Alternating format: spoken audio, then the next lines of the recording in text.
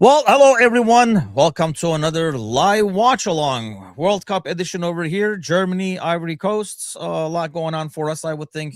Obviously, we're going to keep an eye on Wirtz. Ryan was just mentioning before we went on air over here in terms of watching Schlottenbeck. And obviously, we're going to watch our possible signing over here, Diomande on the left. What do you expect out of this game? I felt like the Germany's first match was kind of a fluke in some ways, but It's going to be interesting because going into the first round, I thought Germany looked the most complete, but yeah, is it a fluke? And now that they're having a bit more, I think Ivory Coast always puts together a decent first round. I think this is going to be better competition, so I'm very excited for this match.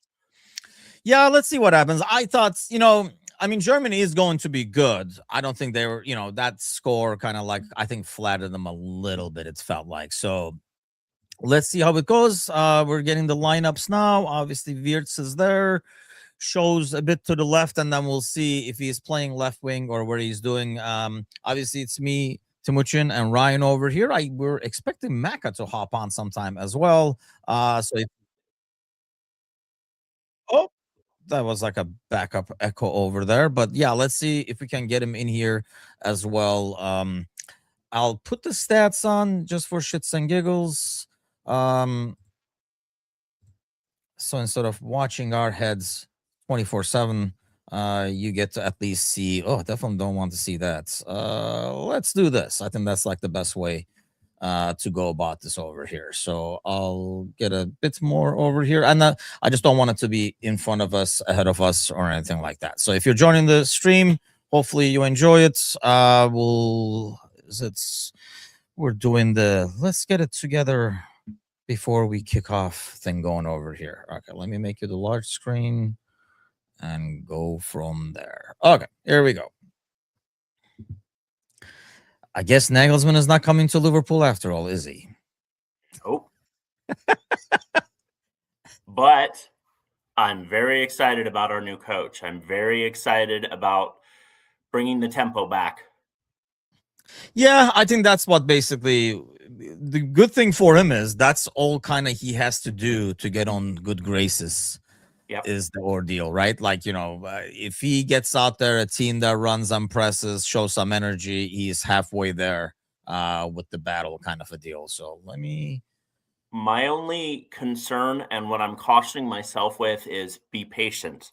We had very little pace last year, and there's a lot of international games, a very packed schedule. yeah. So it might take time. There might be a few injuries, but I keep saying that just means we might get to see more kids, and I'm all for it. Ozan, yes, man, that was just unbelievable. I never thought they'd go deep, but I thought they should easily get out of that group. I don't think that was much of, and that was gonna be fucking 10 seconds in and a goal. Yeah, I really thought they would go past that group.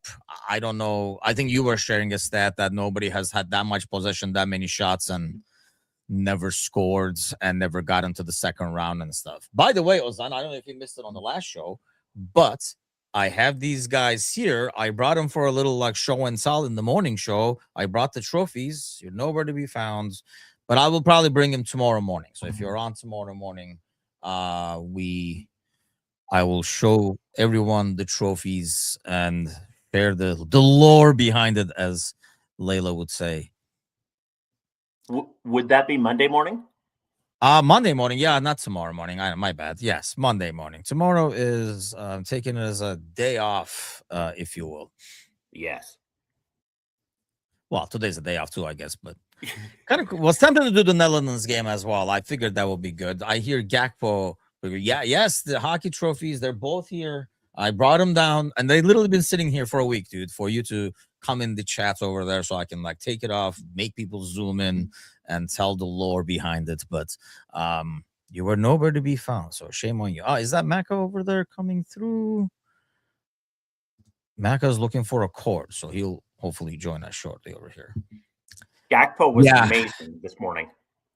I did not get to watch it, but like looking at stats and the ratings and stuff like that, looks like it was pretty darn impressive.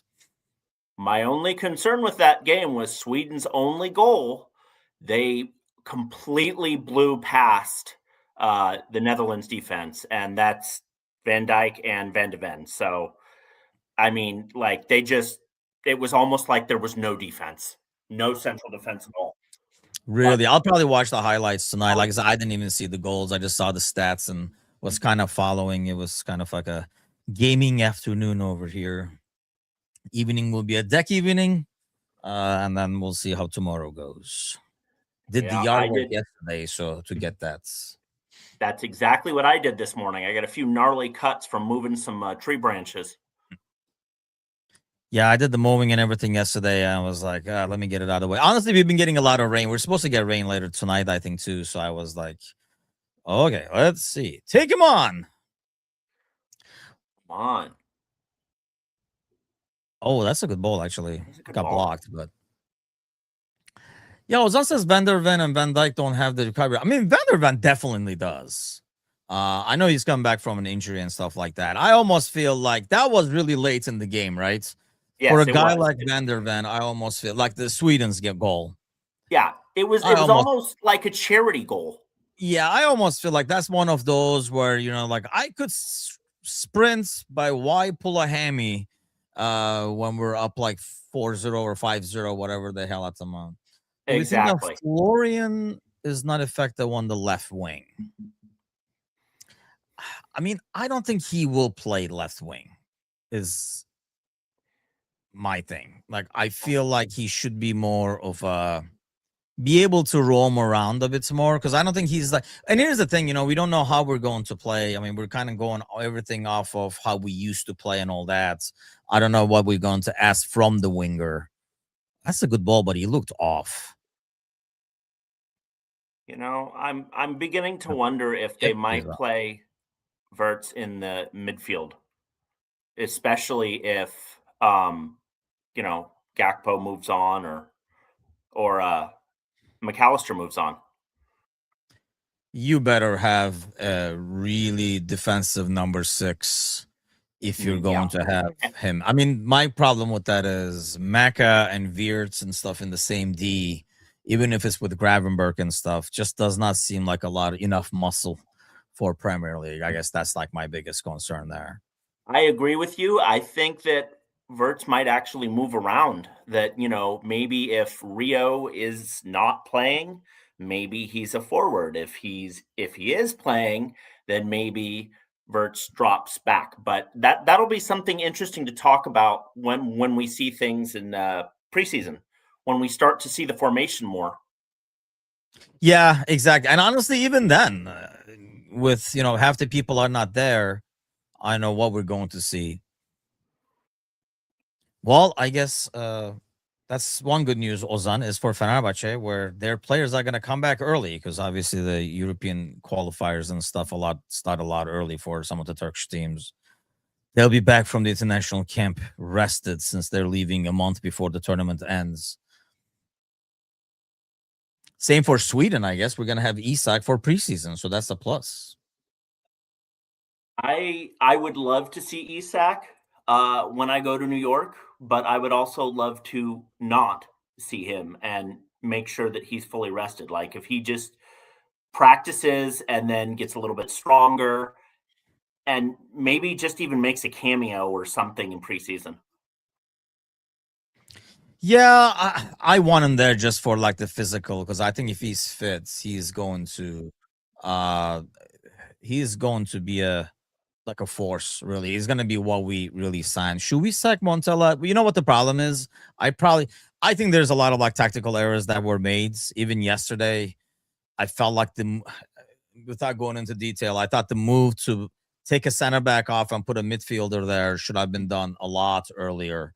But he didn't do it. So I felt like there were some tactical mistakes, but I'd rather not change managers. But knowing Turkey and the Turkish manager, unemployed Turkish managers lobby, he'll be gone. People won't. I think we were talking about this with my brother in our Canaria Bros channel last night. I mean, I put it 60-40. Some of it is the players, but it almost felt like we were hoping for like Kenan on Arda or something to do something, and tactically we were not all that. There's the tactical expert here. Mecca is in the house. In the house full of cords. What were you like? Are you tying somebody up? Is that why you needed the cords, or what's going Not on? this week. Not this week. No, the cord for my other monitor that would allow me to watch the game on the big screen, I cannot find because there's 20,000 cords and they're all for a Tascam Porta Studio. Yeah, see, they always make fun of me. The entire family makes fun of me for this, but I have like a whole thing of cords. And then, occasionally, like you go in there, you're like, oh, do we have another HDMI or do we have this? And I'll go in there and pull it out. Those are the rare moments I get credit for having the dad's drawer of cords. But yeah, that's what you need. Take charge. No. I have that exact experience, except it's micro USB cords.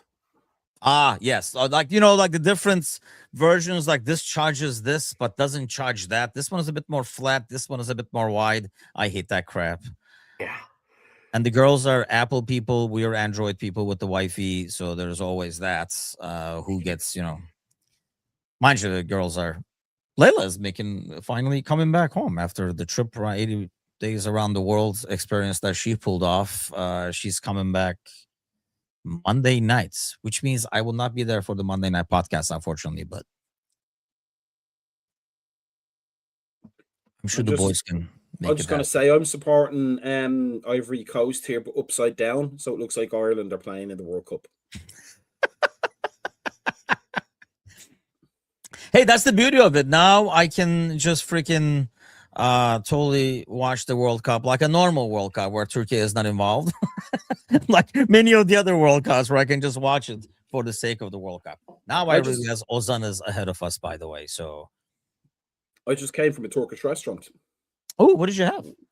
I had falafel. I like falafel with the bulgur wheat and the bulgur rice, I think it is, or something like that, and then like the normal rice. The problem is, Layla went to Nice header there from Germany. That was well placed.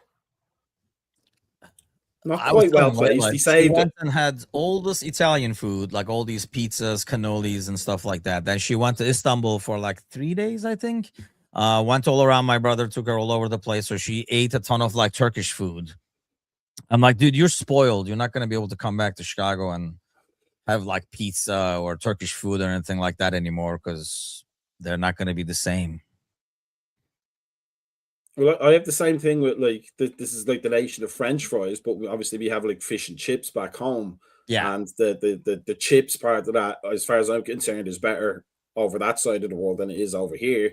So I'm like continually putting my nose up at French fries, and like you're such a snob. I'm like, no, but you have to go over and taste them because everybody who does goes, oh, these are really good.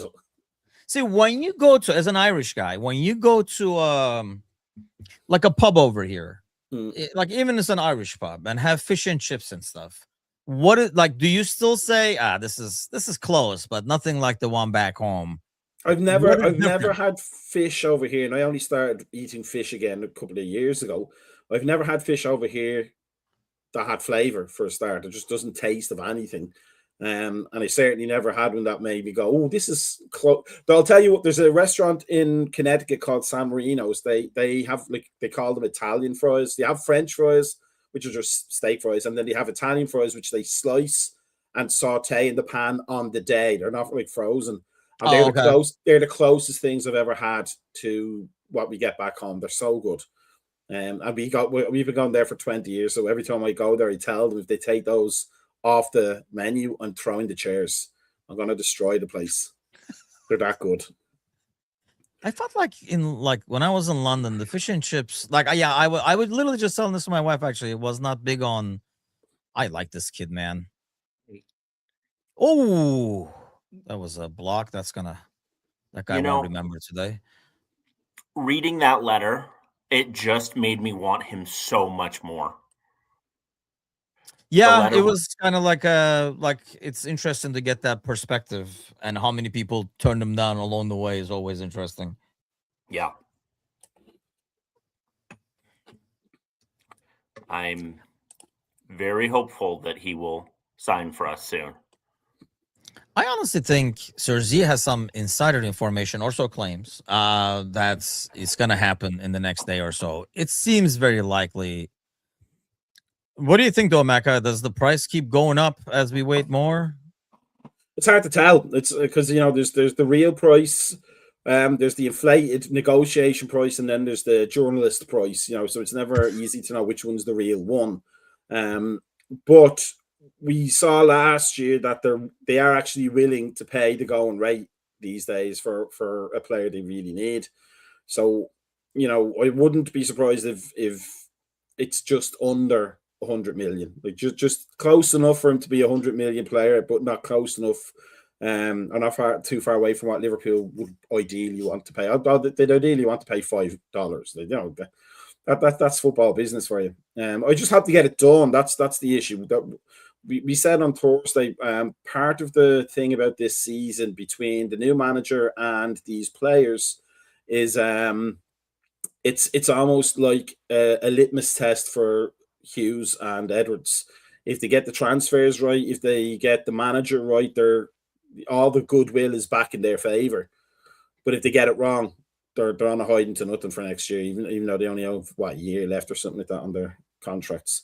So speaking of, that was a poor touch. That just saved us 500,000. Yeah, there you go. Yeah, that's what they're probably sitting there like stock market. Every bad touch takes them down 500,000. Every good touch brings it back up again. Yeah, it's almost like it's weird, right? Like, do you want him to do not as great? Well, there is the guy that you were gonna watch, Ryan, and he's on the ground for second time. That's he'll fit right in. Yeah, bring him over. Yep. We had the biggest room for the physios. Join us. Yeah, I don't know what happened there, but I think he got nicked on the sideline about 5 to 7 minutes ago.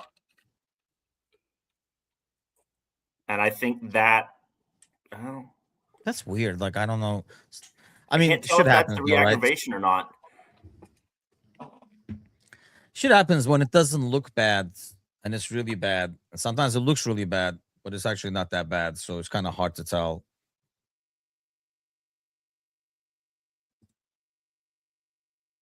Yeah, they'll take him off for a few minutes and then he'll shutter back right into the middle of the defense.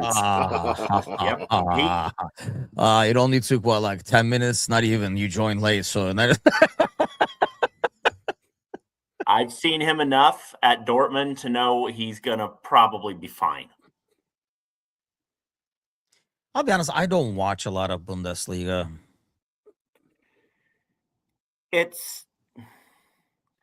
I love Dortmund, but it's kind of like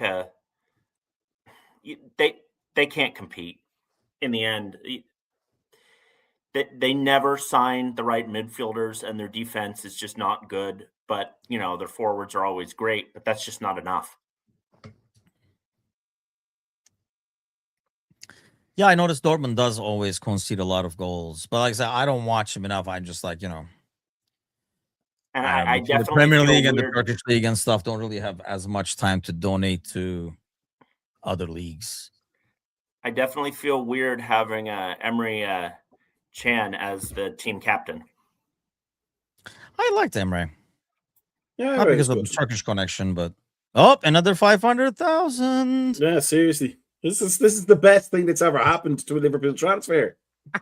We should put like $1 thing and then just make it go up and down. These are the real stats. Never mind your shots on target and your expected goals. These are the real stats. Plus or minus dollar signs. It's like Liverpool Kalshi.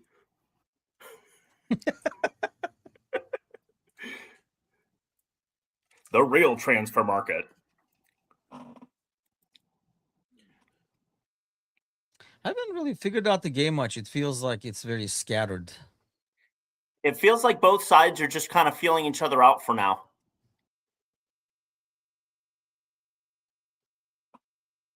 That was nice by Wirtz, I think, over there. Oh, that was not nice. That's okay. He plays for Galatasaray, so he can suck. Who's wearing long sleeve jerseys in America on the end of June? Like, Thank God for hydration breaks. He'll be fine. yeah, that's true. Here's what I was thinking though. Like if they want a real innovation to football, let's not worry about hydration breaks. What they need to do is when a player comes off the pitch, they have this almost like a lever thing that plugs them up and puts them right back on the position they play in, instead of having to come in off the halfway line when they come back onto the field. Just plug them up and drop them where they're supposed to be playing. God, watching that game yesterday, like seeing some of the Paraguay stuff, I was like, oh my God, this is just fucking brutal. It almost feels like, I mean, dude, the rule, I mean, it's been what, like 2 weeks, and you can already tell players adjusting to the new rules and how to like manipulate some of the stuff. So forgive me, but what did you think of the red card?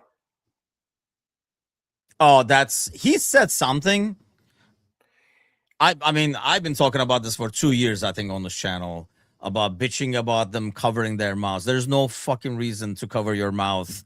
I mean, there's no government secrets on the pitch, so I don't know what the hell is being said that they're constantly covering their goddamn mouths. So they should have. I don't know if he did it out of habit, but when I see Matt's initial reaction, it almost like he said something, and then he realized, hey, he can't even fucking say anything, and that's when he went to the ref, and then they watched it. But that's really stupid on Amer, and you know they're gonna play a huge game now against Australia, and he's not gonna be there.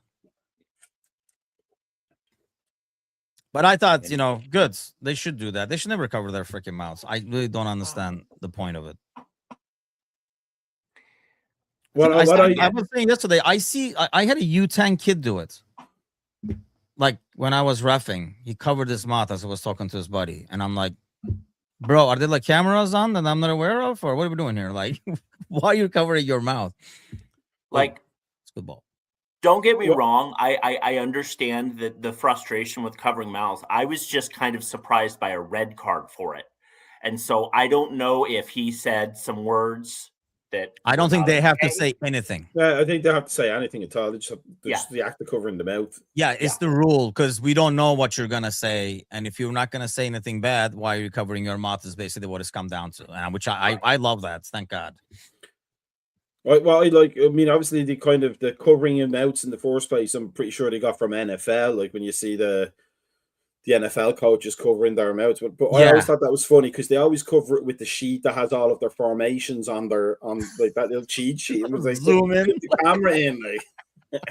Like, I feel obligated to just slightly pile on and say that you absolutely have to do that in baseball with mound visits. Managers and bullpen coach and pitching coaches always do it. Catchers always do it. Like it's mandatory. So there's another point for you not liking baseball. Yes, exactly. I love somebody explain this for guys. And what a stupid game baseball is. I'm sorry, but why does the guy? I mean, this is like basic. Oh, dude. Shop of took a deflection then. I mean, would be the equivalent of the soccer manager going out there, grabbing the left back and walking him out. Why does the manager have to go out there to make a pitcher change? You know, that's actually a really good point because baseball is trying to shorten things, and then you just let the manager or the catcher or whoever walk out as slow as you want. Yeah. And the rest of the game, they try and speed things up. Like, just be like, okay, put in this guy. Then, okay, the bullpen, you call the bullpen, and then they just come in. There's no visit. Yeah, you suck. Get out. Like, I mean, I don't understand what the problem is. Yes, this one of the many. That's a foul. Oh, yeah, it's a foul. Yeah. It was a nice header. Like, yeah, he got up there. Do you know what it is though? If it was 1975, it would be a goal.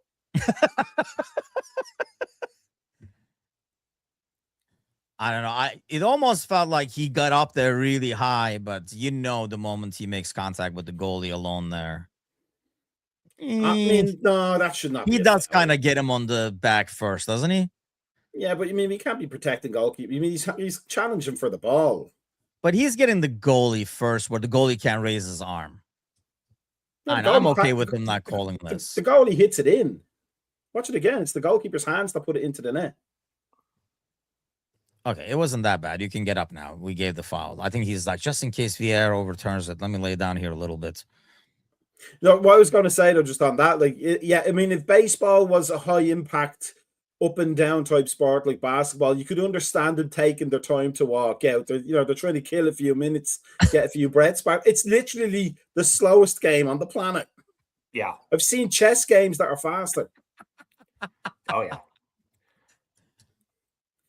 Here's one thing. I mean, there's a lot of things I don't like about the World Cup, but the amount of coaches who look like they just come in off landscape in your garden to coach the team. Like, I don't expect everybody to wear a suit. Why aren't they all like wearing like they're not the kind of the funeral crew in the background? Yeah. Wow. We're gonna clean it up. Are we done here? Oh, they're wearing the same thing. It must be like a manager uniform. My favorite thing was what Bickler said yesterday, that Pochettino looks like Russell Crowe going on a day bender. that just played me. So that's just Russell Crowe. Yeah, just being Russell Crowe basically.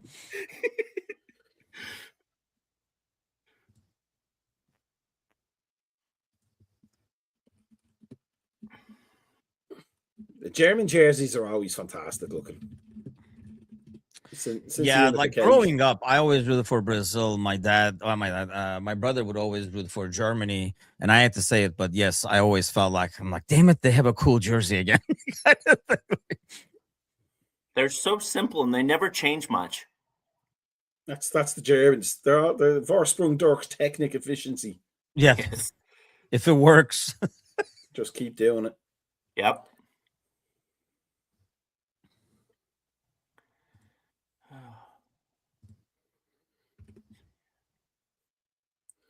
I think at this point it might be safe to say Germany's gotten a bit more of a handle on the game than Ivory Coast has. It's such a Ivory Coast are playing so narrow, like defensively. Yeah, but they're not breaking out with any sort of speed. Germany seems like they're being very patient too. Yeah, they're not trying to force anything. It's almost the end of first quarter, guys. There'll be adjustments being made.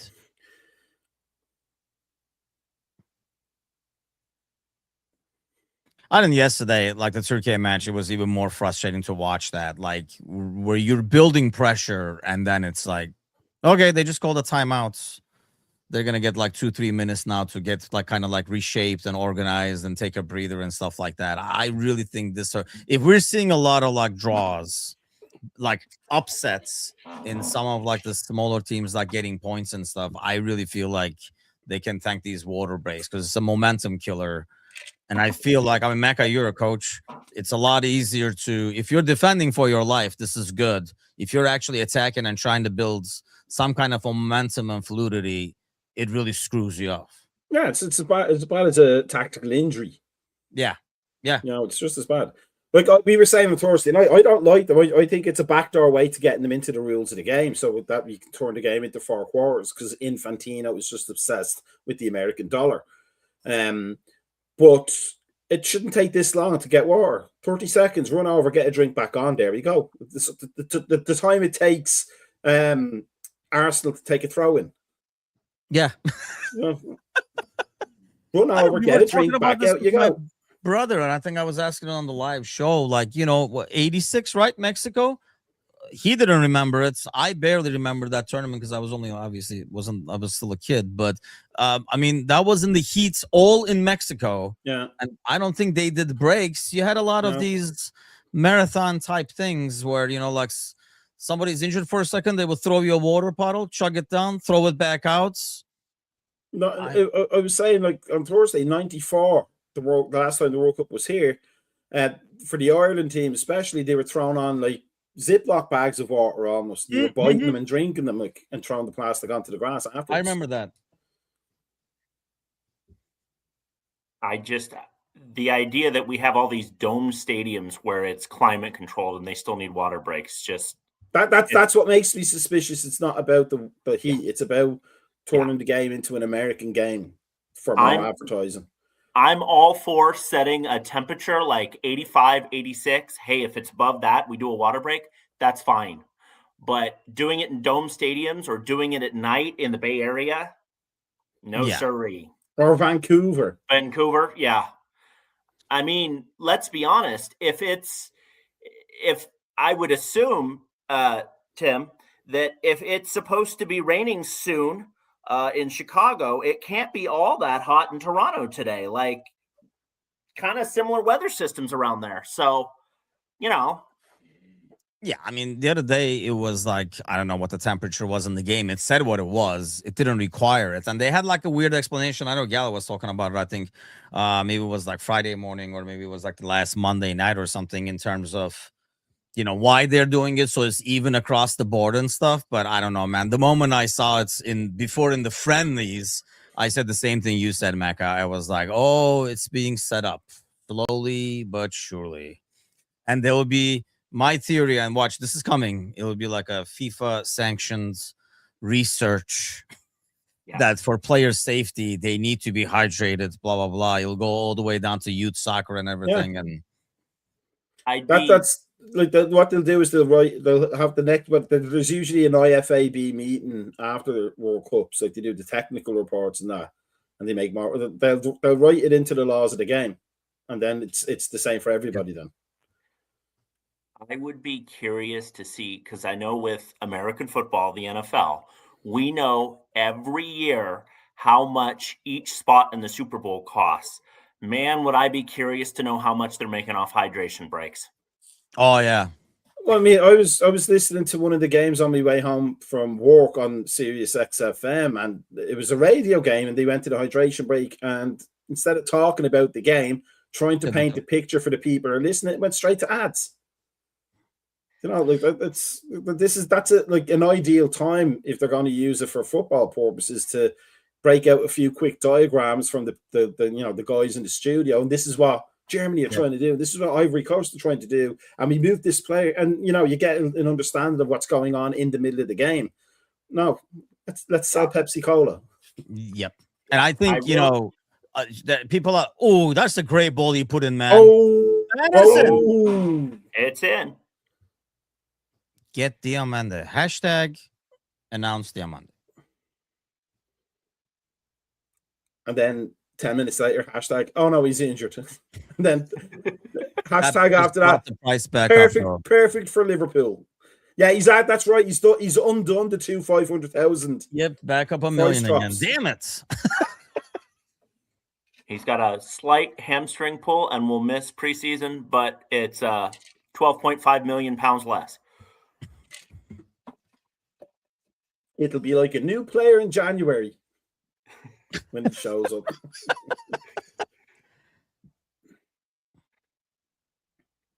That's Kessie that scored the goal? Yeah, I don't know how Ahmad missed that, by the way. That's like good last-ditch defending there, too.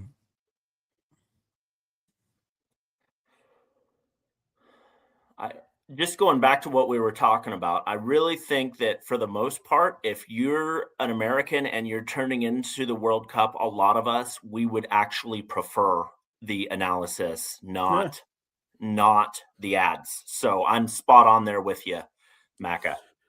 I'm going to say as well, I haven't seen it anywhere, but I've been mostly watching Telemundo.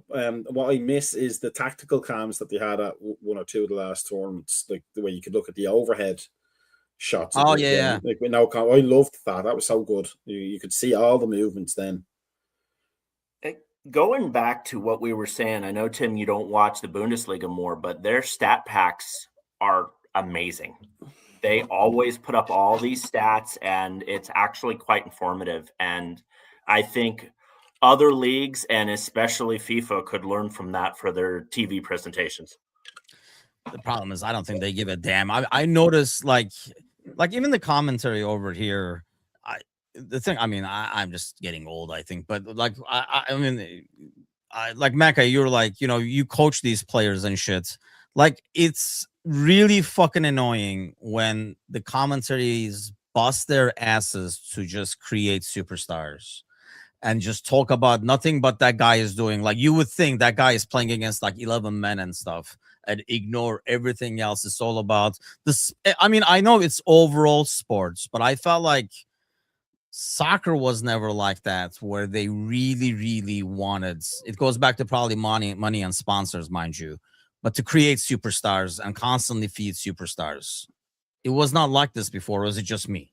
No, I don't think what I think what it is that if you think about like 15 years ago, maybe, we started to get like the likes of Zonal Mark and what's his name, Michael Cox coming out with his like genuine, like well-intentioned tactical analyses of games in the newspaper or on his blog actually, and it was more in depth. We were not used to that in the Anglo English speaking kind of world of soccer. It's huge in Italy and Germany and Spain, but we were never used to it.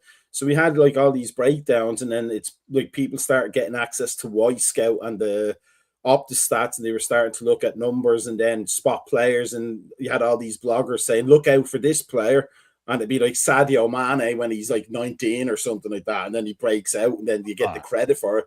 And I think journalists want that. So I think you're right. I think they start looking at things to try and push players so they could be the one that says, well, I saw him when he was 20, when he was just turned 20. Yeah. NEC, Nijmegen or whatever they're called in Holland. I saw him. I knew he was going to be big. I just hate that, like, guys like like Mbappe or Kane or whatever, like they can take a dump on them in the middle of the pitch, man, and they'll be like, his shit smells so good, it's unbelievable. But it's just like they were like, you never give Kane. A player like Kane, you never give two chances. Are there a lot of players in the world you would give two chances at penalty kicks? That Kane, like, you know what I mean? Like, it's just like make it make sense. Like some of the stuff they do instead of, I don't see. I mean, obviously we know the game, but I know when I came to the US, people talk a lot about shit about like Madden, for example, John Madden, because he was probably pointing out the obvious to people who know the game. But I didn't know anything about NFL, American football. I learned a lot from that, like, because he would actually teach the game. Yeah. I don't even get that where, like, oh, because we know the game, we're like, duh. Like, not even nothing like that. It's all about, silly stats, what his uncle did, or, you know what I mean? Like, shit like that, as opposed to actual teaching the game. And that's what drives me nuts, because unless US keeps doing good, this will do nothing to improve the interest in the game over here. I apologize for this in advance, but being part of the baseball crowd, there are a tremendous amount of baseball fans that look at the advanced metrics, and I just find it incredibly disrespectful that soccer doesn't recognize that, trying to be a part of American culture and give us those stats that we're all talking about here instead of just feeding us, like pigs at a trough. Well, I think the thing about it is, though, I mean, we talked about this on Thursday. The stats are highly limited in soccer. Like you can attacking stats, you can find things like shots on target, expected goals, assists, expected assists. You can't do it for defending. They haven't found like any sort of silver bullet stats for defending. So you have a whole half of the game that's relying still on knowledge and the eye test. So you're only kind of getting 50% of it. I would challenge, and I say this because it makes me sound like an arrogant dick, and I probably am, but I would challenge most fans who say, "Oh, that was a good pass," to tell me what the qualities of a good pass are, because we know what the qualities of a good pass are. They're coached on every UEFA course, and if you do them, then you learn them, and then you suddenly have the key to the thing. But they don't know. Yeah. But if you look at a completed pass, we've talked about this before in all of our shows. Somebody has a 99% pass completion rate. He's great with the ball. You can't get him off. It goes backwards. It's going sideways. Is that a good pass, or is that just a safe pass? Just keeping possession. I think that's the problem, is that the stats don't tell you much in soccer. Like formations is another one. He plays 4-4-2. He should be playing a 4-3-3. Well, is he playing a 4-4-2? What does it look like when they have the ball? Is it a 4-4-2 really? Yeah. Do both fullbacks go forward, or does one hang back? And is it now a 4-4-2 or a 3-5-2 all of a sudden? These are the subtleties of the game that the stats can't tell. And I think what it is that in soccer we haven't got the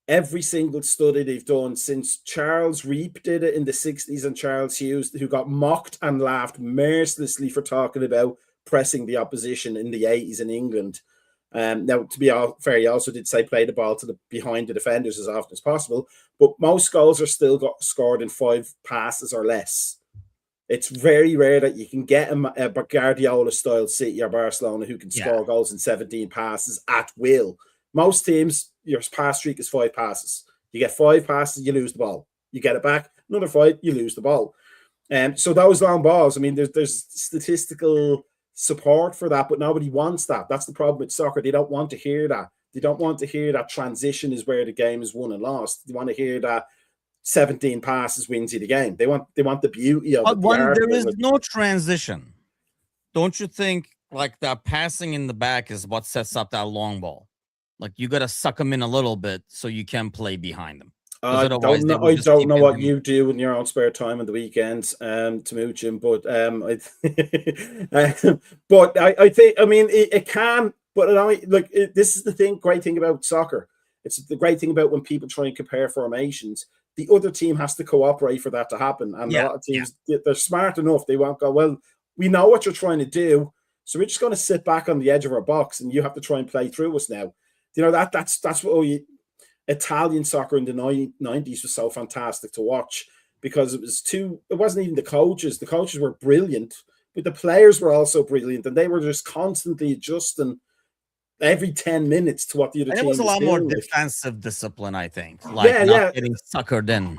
But that's what I mean. Like, they understood that like the other team is changing their plans constantly, so we have to be a bit more solid in what we don't give it. Like, that was the epitome of Jose Mourinho's. I'm sure that's where he got it from. The team that makes the most mistakes probably loses.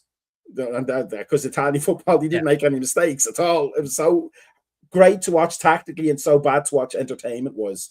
It's why we love the Premier League. There's so many mistakes compared to the other top leagues that it makes it more exciting. But yeah, I think if they could find the killer statistics that would truly explain the game, they would be able to do it. But it's such an amorphous blob. I think doing it live is tricky. Like, you know what I mean? Like, after the game, you can go and analyze certain things, I think, but like mid-match, aside from the obvious, which I don't think means as much, or, you know, it's like 3 shots, 1 on goal. It's like, okay, like, you know what I mean? That doesn't really help do much. I think there's so much more invisible things. And, you know, this is why, like, I'm not big on baseball, for example. I feel like, you know, the better the game is, that's what I was saying. I feel like there's more invisible things that you really have to watch to find. So you can't quantify every single darn thing. Even in basketball, there's, you know, like stuff that doesn't show up in stats, as they say. I feel like there's a lot of that. And I think in like football, soccer, whatever you call it, it's a sport that has like the most, I think. There's a lot of shit that just doesn't show up. I'm sure those guys that do the ridiculous scouting has some report showing that stuff, like how much did he run at this speed and blah blah blah. But you know, live watching, I don't know if they can ever give you that. I think as well the with the doing it live, it's like American sports to me are like they're action games. They're games of action. It's like checkers.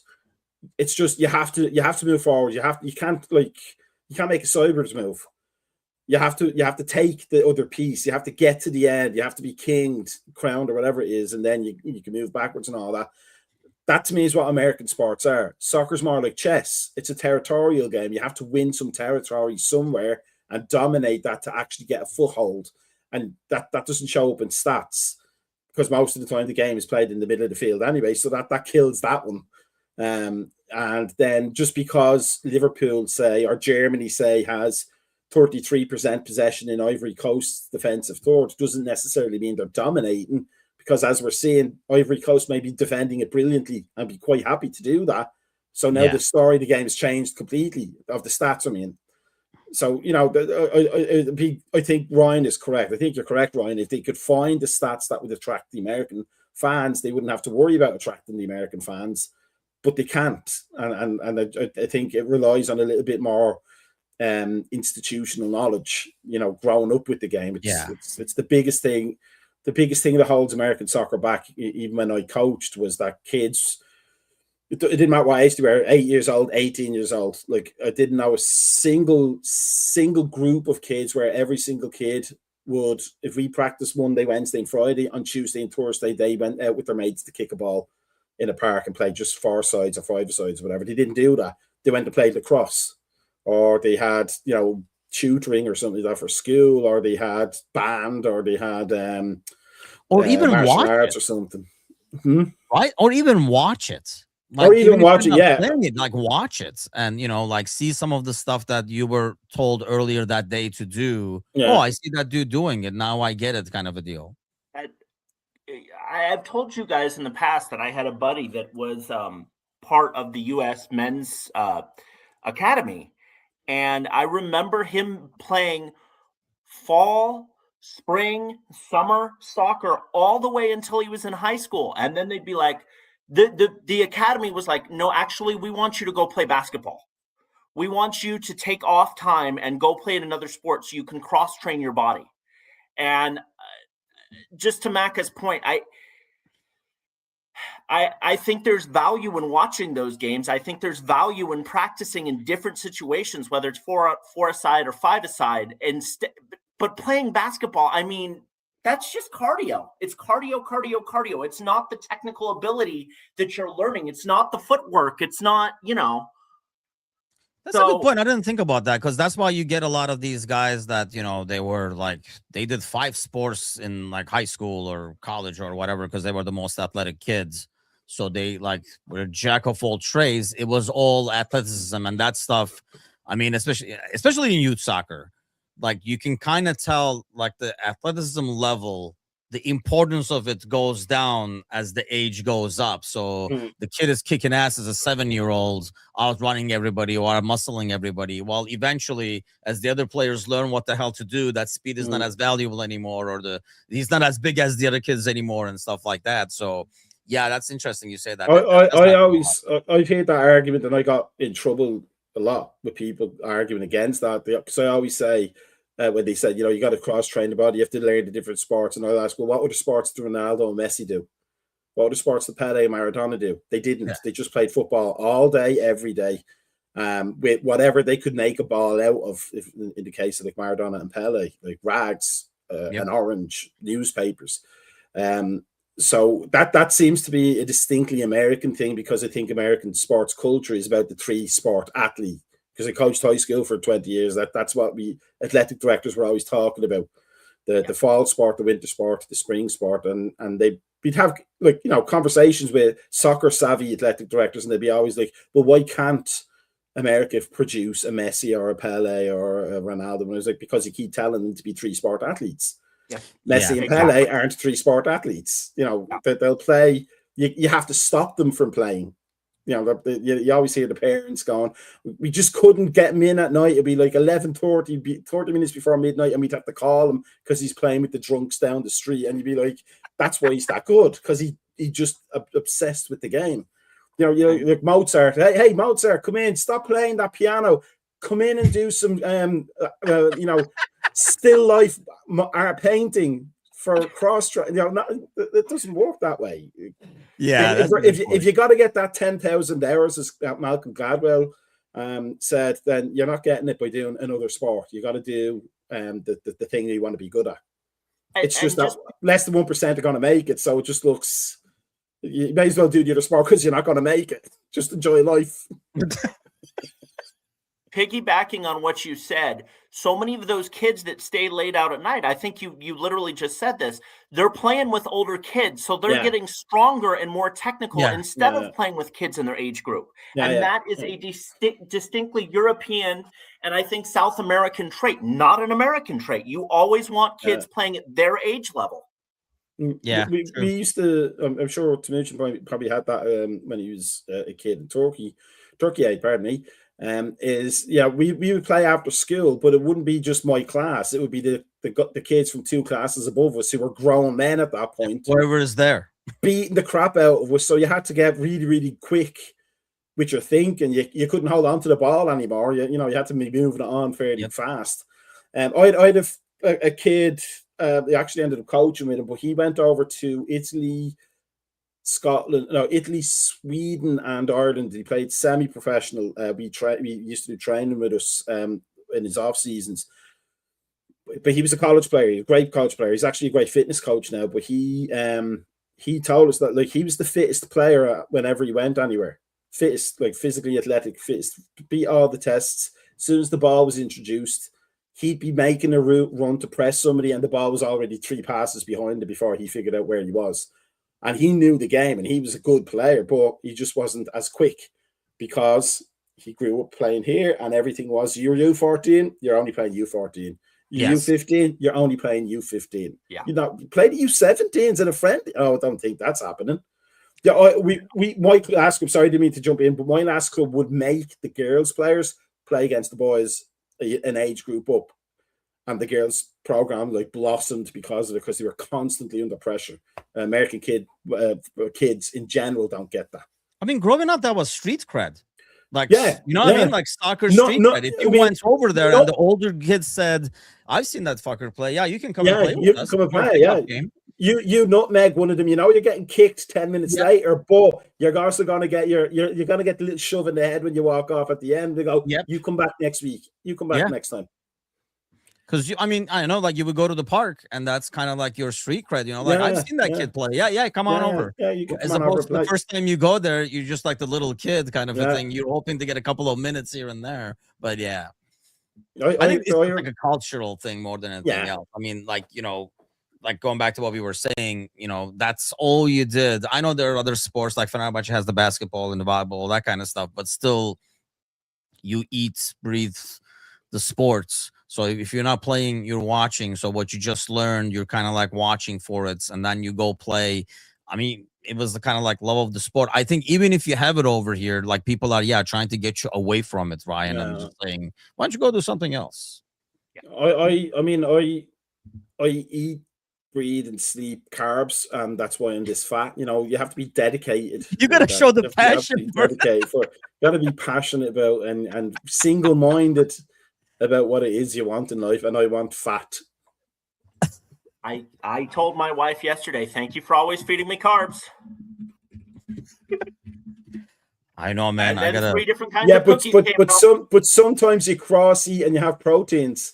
It's not doing you any good, Ryan. You don't want to be one-dimensional. Go ahead and fry that chicken.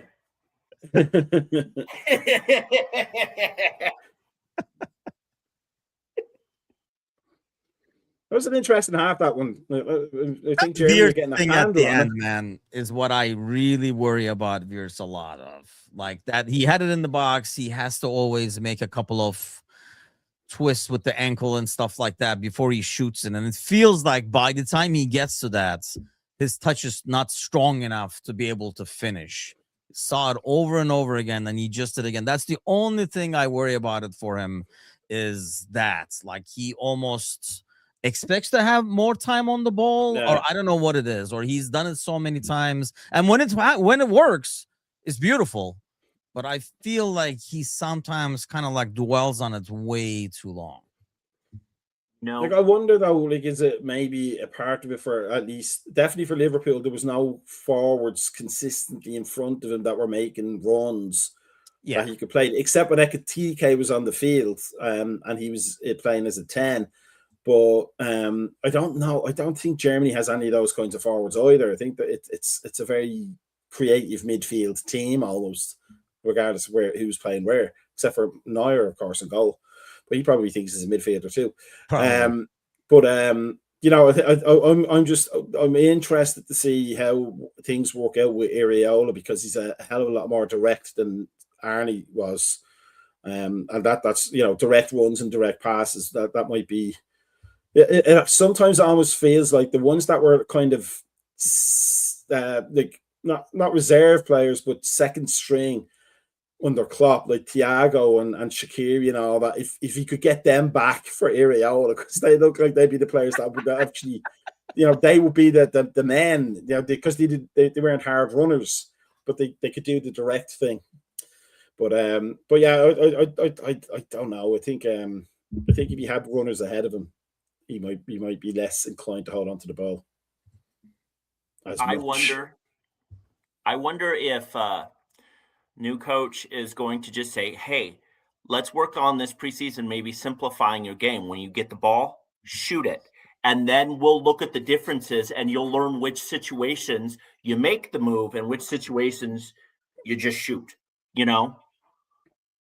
I just feel, I mean, you know, you would think at this stage they're aware of it. It's just a more of a like what the manager is wanting in terms of style. I think we wanted to keep possession the last 2 seasons, so that was the more focus. Whereas with Klopp, we wanted to kind of attack, and then the moment we lose it, win it back, kind of a deal. But I mean, obviously, it's a lot more taxing to do that. I know Klopp always used to say, you know, oh, you spend more energy chasing the ball against a team that possesses it, like trying to defend. But I worry, I guess my biggest worry is when we play this style, I think we're going to be initially at least burnt a lot because of, you know, the back line. I don't know who's the other center back. It's not the old Van Dijk anymore.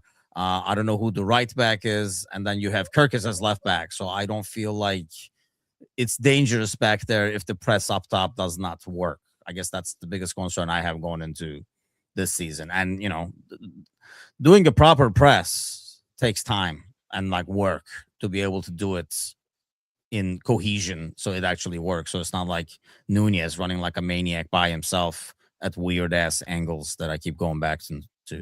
I think that's just Nunez. I think if you even gave Nunez a lobotomy, he'd still be doing that kind of chaotic run. Like he's just that player. Like you almost have to build your press around Nunez. Just like, you know, he's got to go and do crazy things. So let's just kind of follow him and hope for the best. Yeah, he has to be the trigger because he's not going to watch for a trigger. And then it's like all the coaches on the sideline going, Nunez, stop! That's the corner flag. Stop pressing. Darwin would make an excellent, like, super anti-hero for a comic book. Like, he just does all these things, and he does them really fast and really strong, but kind of wrong. Yes, unfortunately. But I mean, like, the Areola press is more like man to man, like you know, it's not zonal, it's not ball oriented. So it's not. The ball-oriented one is the easy one. You just go towards the player who's pressing the ball and everybody gets their shape and compresses towards it. It's just if you don't get there quick enough, you're in trouble. His is not it's not as subtle as Arnie Slot's tried to be, where you're trying to cut off passing lanes before they form, because that takes a lot of reading of the game. So it's almost in the middle. So I think you're right. I think it might take a bit of time, but it'll come together a lot quicker than it did under Arnie Slot. But not as quick as it did under Klopp, because Klopp was just like, we're playing 4-2-3-1. If he presses, we all go in 4-2-3-1, just really, really tight behind the player. And then if we don't, we just drop back and hope for the best. I almost think that's how Klopp defended. It was like, we just go back and hope for the best, because there was never any like Rafa like you know, rotations of defensive cover around like how the Klopp defended. Yes. It was just like, let's hope for the best. But I think it was best for the best. If nothing else, maybe Fab will come in and knock somebody over. Yeah. But I think it'll be somewhere in the middle for Areola. It'll look a little bit off in the first few games, and then it'll come together. But then everybody will know, okay, this player's in my zone. I have to go and press up here and cut this angle off, as opposed to, well, I don't know where to go now. There's 2 of them in this zone. Who do I go to now? Like, it'll be a lot. The danger for us, I think, under Areola's press will be the diagonal long ball. If we're not out to the ball quick enough, that's going to be one of the horses, because that's the one you're going to leave alone, because they'd be far away from the ball. But I think the directness might suit Wirtz a lot more, because he'll know. I think that'll be it. He'll know. I get the ball, I have to give the hit. Probably, I get the ball, I have to play it in there. Yeah, and that's it. Just that's as simple as it is. I'm kind of hoping that Areola will be a little bit more like growth oriented. I feel like Slot. I think he's only 5'10". Well, like, no, we'll keep improving the squad and we'll keep working on things. Whereas Slot was, you know, the personnel are the personnel are the personnel, and the system is the system, and we're not going to make any changes because this is it. That's kind of what I don't agree to that, though. I don't agree to that because that's not what we said the first season. We keep going back to this, but I mean, I feel like that's not what we said the first season in terms of like, improving the players. When you play people out of position, or you have to play people out of position, it's rarely works really well. I mean, look at when Klopp tried to play Hendo and Fab as fucking center backs. It rarely, because it messes up everything else that you're trying to do. So when you put Szoboszlai there, yeah, he's like the most capable, but then it messes up your midfield, and and then you don't have a center forward that I think having Isak this year, even watching Isak in this World Cup, or like I watched a couple of like Sweden's friendlies, like when he came in late and stuff. Man, he would make such a big impact if used properly. And I think, like people are like, oh, we wouldn't use him. I think if Isak was there, I know he didn't get a lot of touches, but I think that takes time to get used to having an Isak like forward. Even the guys who've been around forever never had a striker like that. I mean, we had Nunez. Before that, we had Bobby, who's a totally different, who's a unicorn, was not like that number 9 guy. And I would argue that Nunez is that number 9 guy either in some ways, at least what you're used to. I don't think Bobby was a unicorn. I think he was just horny all the time. Yeah, man, he's still my favorite, honestly. Like this, in terms of like, but the slot thing. The slot thing was just that he had a formula that worked, and it wasn't his formula, so he abandoned it in season 2. He could have kept the Klopp pressing and the possession in season 2, and we knew what he was doing in season 1. We figured that one out pretty quickly. It was the fact that he dropped the pressing. He made it more Dutch pressing, where it's essentially like one person goes, and if they don't win the ball, the next person steps up. But if they don't win the ball, the next person, and then you just discombobulate everything.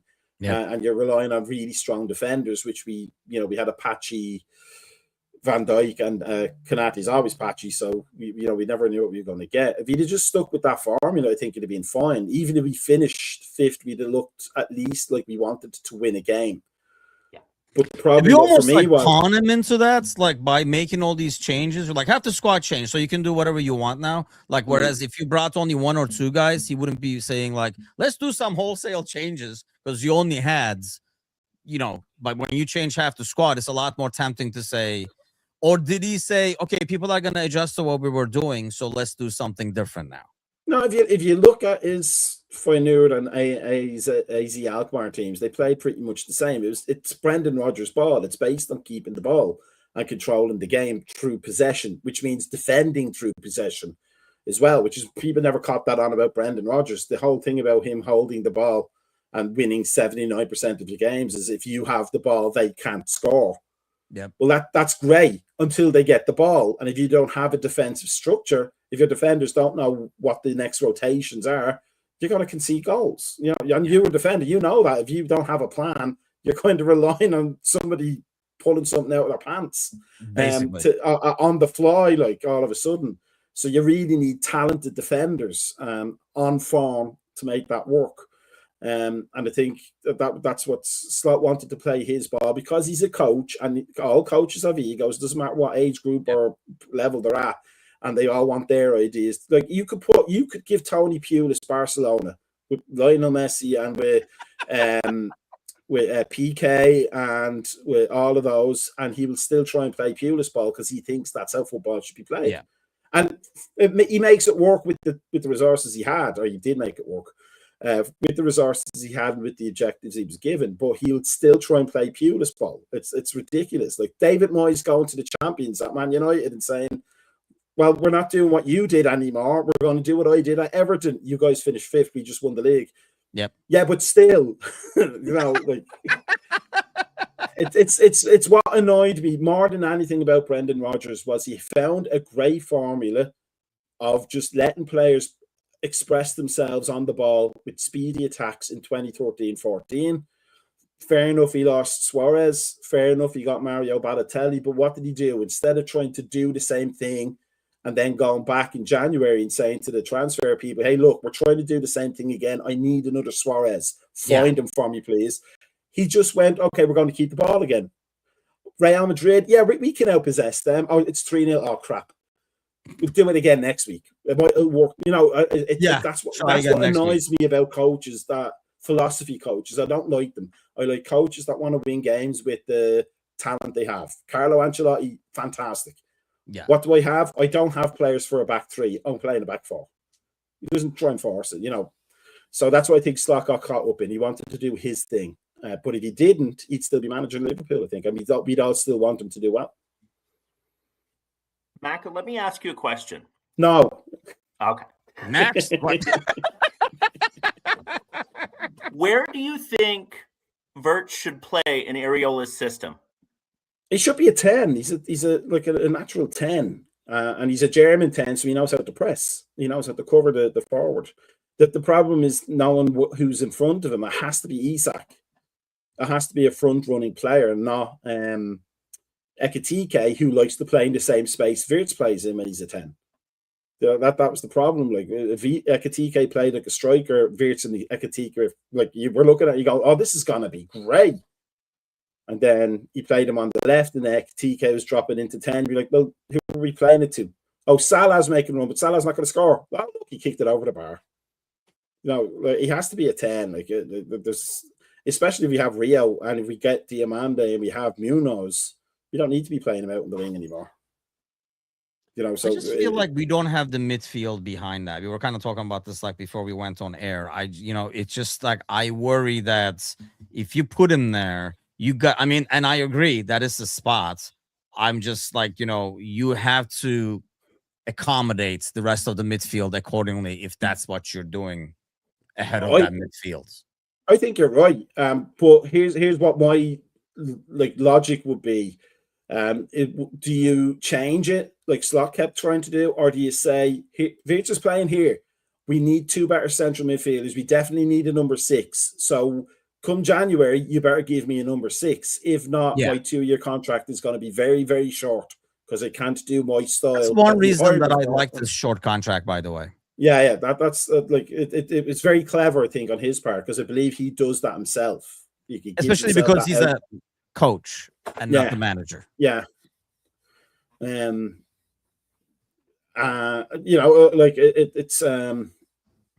gives him I think it gives him a degree of power, because he can say, well, I can walk away. Like, no harm, no foul to anybody.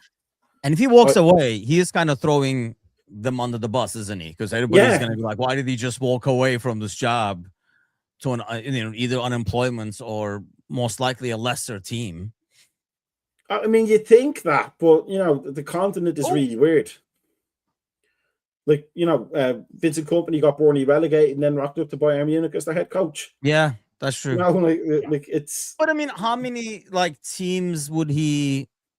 I mean, unless he goes to Real. I mean, Barcelona could be, because he's Basque and everything. Like, that's probably a lot more likely than that would be. I don't see a lot. That would be a step up. They're Catalans, don't forget. Yeah. Real Sociedad would be his team. Oh, yes. Yeah. So he could go to Real Sociedad and be 14th in La Liga. But no, he could go to Juventus if he fails at Liverpool. They're not going to see that as a failure. They're going to look at it and go, well, it's post-Klopp. It's going to be a disaster. So, hey, come on over here. We'll make you the manager. Forget about this head coach nonsense. We'll get you the players you want within as much cheating as we can do. But I like the fact that he has a little bit of power to be able to say, you're not going to get me what I need, then I'm off. That had to be a goal. Definitely hoping there's a little bit more action, like some tweaks made in the winter window based on whatever we get this summer and whatever, dozen injuries we get. I don't think we will. I think we're overestimating that. I think you can overtrain players and you can undertrain players. I'm still convinced that, and I'm convinced it'll come out, that Slot was undertraining players fitness-wise. But you can overtrain them, as we saw with Klopp. Klopp overtrained a lot of players, but he also didn't use the squad. If you use the squad a lot better, then, and I mean beyond just giving the kids the League Cup to play in, sometimes you might need to rest Isak and then have somebody ready to come in up front. If you're Areola, I think this is his chance. If he does reasonably well. He's good. He'll go, as we said, he'll go to like a Juventus if he wants to, or maybe Dortmund or something like that. But if he fails miserably, then he's at Wrexham next year or the year after. You know what I mean? Like, I think he'll take advantage of it, and he'll want to make sure that rotation is the name of the game. Again, remember when Houllier came in and told us that rotation, and everybody laughed at him. And then 2 years later, what's everybody doing? Rotation. But who isn't? Gerard Houllier. Do as I say, not as I do. I love Jed, but that heart thing just made him a different player or a different person altogether. It's really weird. He was so smart before it, and then it always seemed like he was just desperate to get things done quickly after it. Yes, like he felt like he didn't have enough time. But going back to what like Ryan was saying, I honestly think if you do your business in summer, I almost expect us to be. You might do something where you say, okay, he might say, I might be able to use this guy like this. And maybe you find out in winter, this guy is never going to learn that or something like that, like how he wants him to press and everything. But I almost feel like you have a bit more patience and not jump the gun again in January. You do your business now and see what works. Give him some time. Unless you made a mistake. Ooh, damn, dude, you got to get that shot off. Took too long to take that shot. I'm not asking for big business. I'm asking for more opportunistic squad building, Munoz type moves where I don't think you get those in January. You get them now, but I don't think you get them in January. I think like Chiesa seemed like a January move, even though we got him in the summer that time. Like that's a January move. That's not the I know it worked out because we won the league, but that's not like a new manager coming in. Here's somebody who can't get his game in Italy. Do you want him? He's 12 million. Yeah. No, I don't. You signed him though, didn't you? Tell me you did sign him, didn't you? Yeah, rat bastard, you signed him. I'm not playing him. And then that's what happened. I know. I heard. I know what Ryan you're saying in terms of, I don't want 300 million guys. I'd rather have like 2-3 like build. Nice build shot like there gets more depth and gets more guys like this Munoz kids. What I mean, gets more bodies, get some depth, figure out what works, what doesn't work. Even if they're kids for the academy, just keep building. I wouldn't. We talked about this in the Thursday. Like the horrible secret of every single academy is that 99% of those players are just there to subsidize the one that may make it. So I think spending money on buying players into the academy who are just going to be bit part players to support that one, like the next Rio Ingamoha, it's money wasted. If you can get a similar type player from your local region who you don't have to pay an exorbitant transfer fee for, I'd rather go for somebody who can help the first team instantly, like not a retiring player, but like somebody's going to look at Salah 2 years from now, see that he can still do something, but not every single 90 minutes, and go, hey, do you want to come and play for us here at Wrexham, like say for example. And then Salah comes to Wrexham and he does fantastically as a supporting player. And everybody else is going, I should have done the same thing happened with Christian Eriksen. Like everybody going, he's still good. You know, he might have a heart issue now, but he's still bloody good. Why didn't we think of that? We don't know he can finish the 90, but apart from that, he's great. And that's seconds, by the way.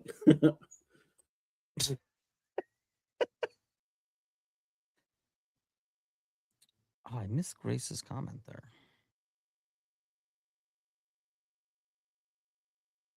Oh, that was actually a good ball. Brought it down, but I know some of the touches and stuff are so good, Wirtz, man. I just, like I say, wish he didn't dwell as much once inside the box. But I don't know. That's just the pace of the league making a difference.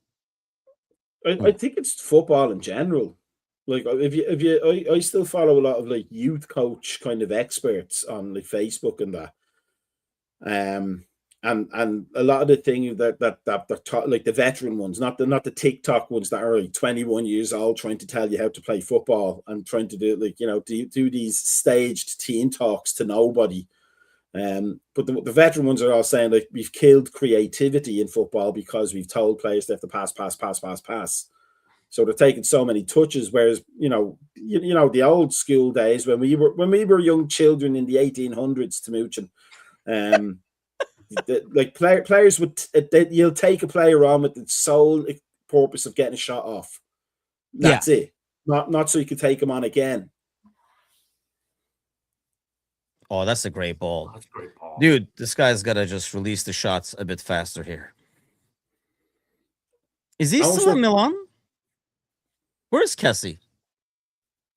I think he's still at Milan. Let's see here. Oh, no, he's in Saudi League.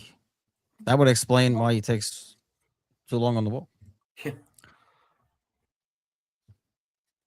Yeah, he went to the Saudi League. I know last he was in AC Milan.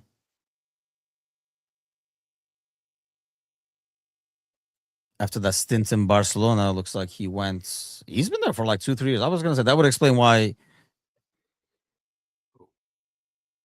That was soft. Diomande has a bit of needle and stupidity to him. Isn't that the ref that keeps reffing our Champions League games? Which one is that? The ref. He looks like the guy that keeps refereeing our Champions League games. Hold on, let me see who it is. I didn't see him, to be honest.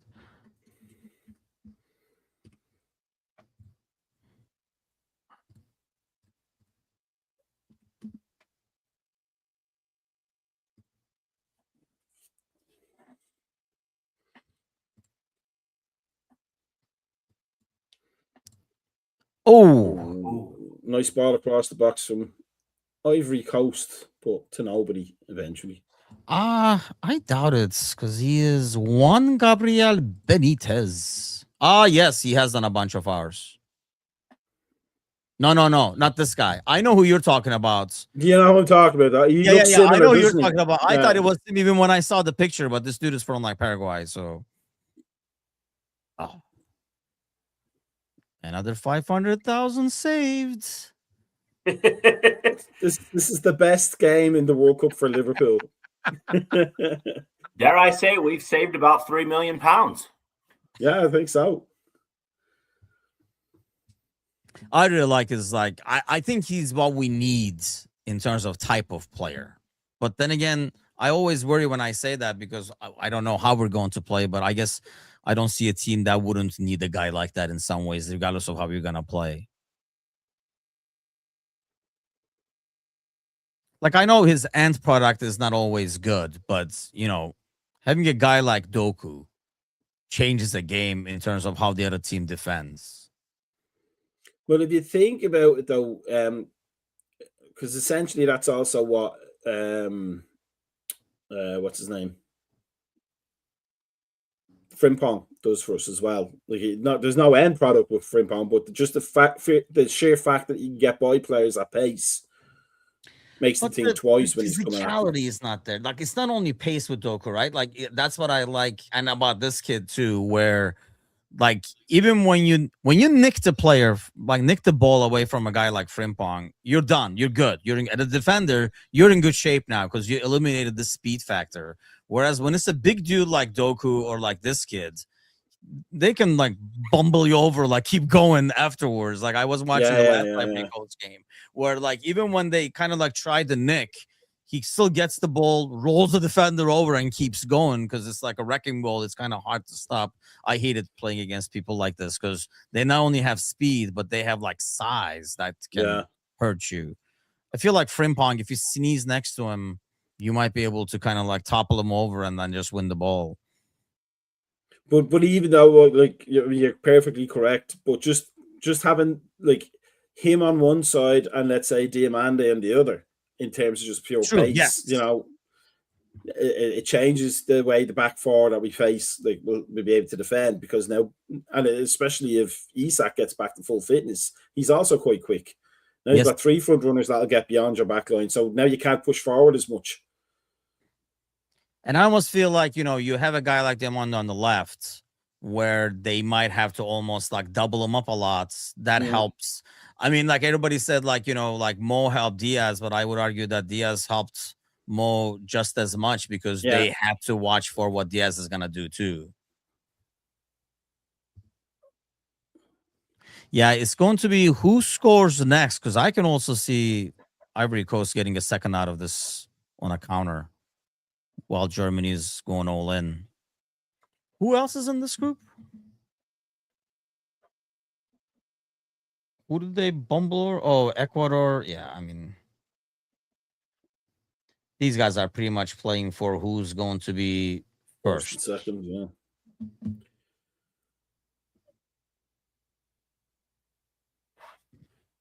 Yeah, and then, if the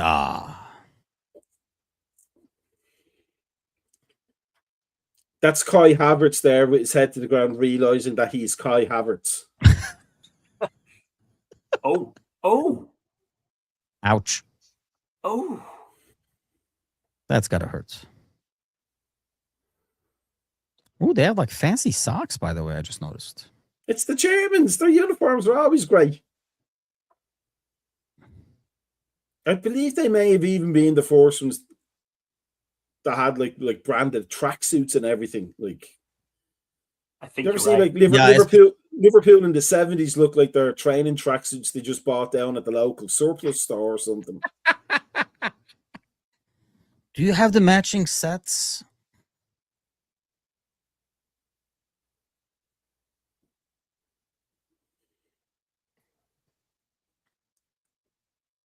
Nagelsmann is telling the players they have to start winning this soon because he's got a backyard to cut and a hedge to trim.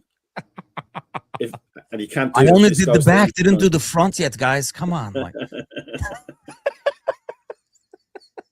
I need to mow my lawn.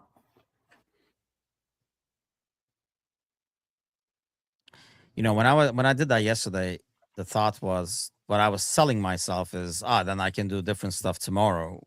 But in reality, it was all about not having to do shit today, and it's worked like a charm. Exactly why I got up at 7:30 and just went straight outside and tackled those trees. And my wife was like, "Okay, we're done for the day." You're like, "No, I'm done for the day." Yeah, well, Macca did a full day's work, so you can stuff your nice relaxing days off in your backyards. There's no rest for the wicked. I must be the wickedest. Yeah, I'll be honest, dude. When we first bought the house, I was like grass and doing this. I'm like, I gotta rake over here. I gotta do this. After a while, I was like, why am I doing all this? As long as it's cuts, I can walk on it. If there's a weed here and there, it is what it is. We pay people because our backyard is on a slope, and I spent years trying to cut the grass on the slope and falling over a lot, and then risking my toes, rolling downhill, or yeah. And diabetes.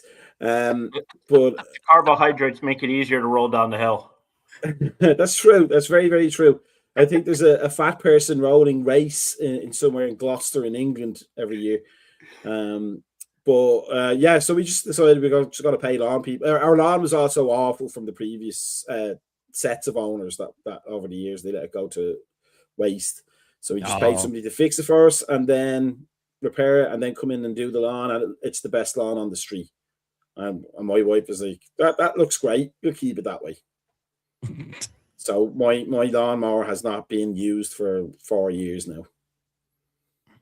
So you pay these guys like annually, or you guys pay you pay them weekly? Monthly to do the lawn. They come in like every 2 weeks, but they also do the fertilizing.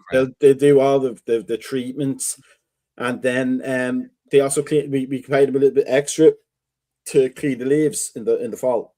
Oh, okay. And they send a crew. Like, it doesn't cost us anymore. Like, my neighbor was telling me, because they do it when I'm at work. They send a crew of like 10 people, and they're done in 5 minutes, the whole front and backyard. And he was like, "Can I get that number? Because it took me 2 hours to do my yard." Because he's all on his own. And I was like, "Do you not have your kids help you?" And he's like, "Yeah, you've seen my kids. They're lazy." Yeah, my neighbor actually pays for a lawn service, and their son literally like lives at home I mean, he like obviously when we moved in, like he was like a kid. So he's like, mid-20s, mid-30s. I keep telling Andrew, I was like, man, if my adult son was living in my house, I don't think I'm paying a lawn service. I think he is the lawn service, but Yeah. that's just me. It's like, you're gonna have to do the work, son. Hydration break incoming. Very soon. For those tough 20 minutes you played. Oh, dude. What the hell? People are dropping like flies over there.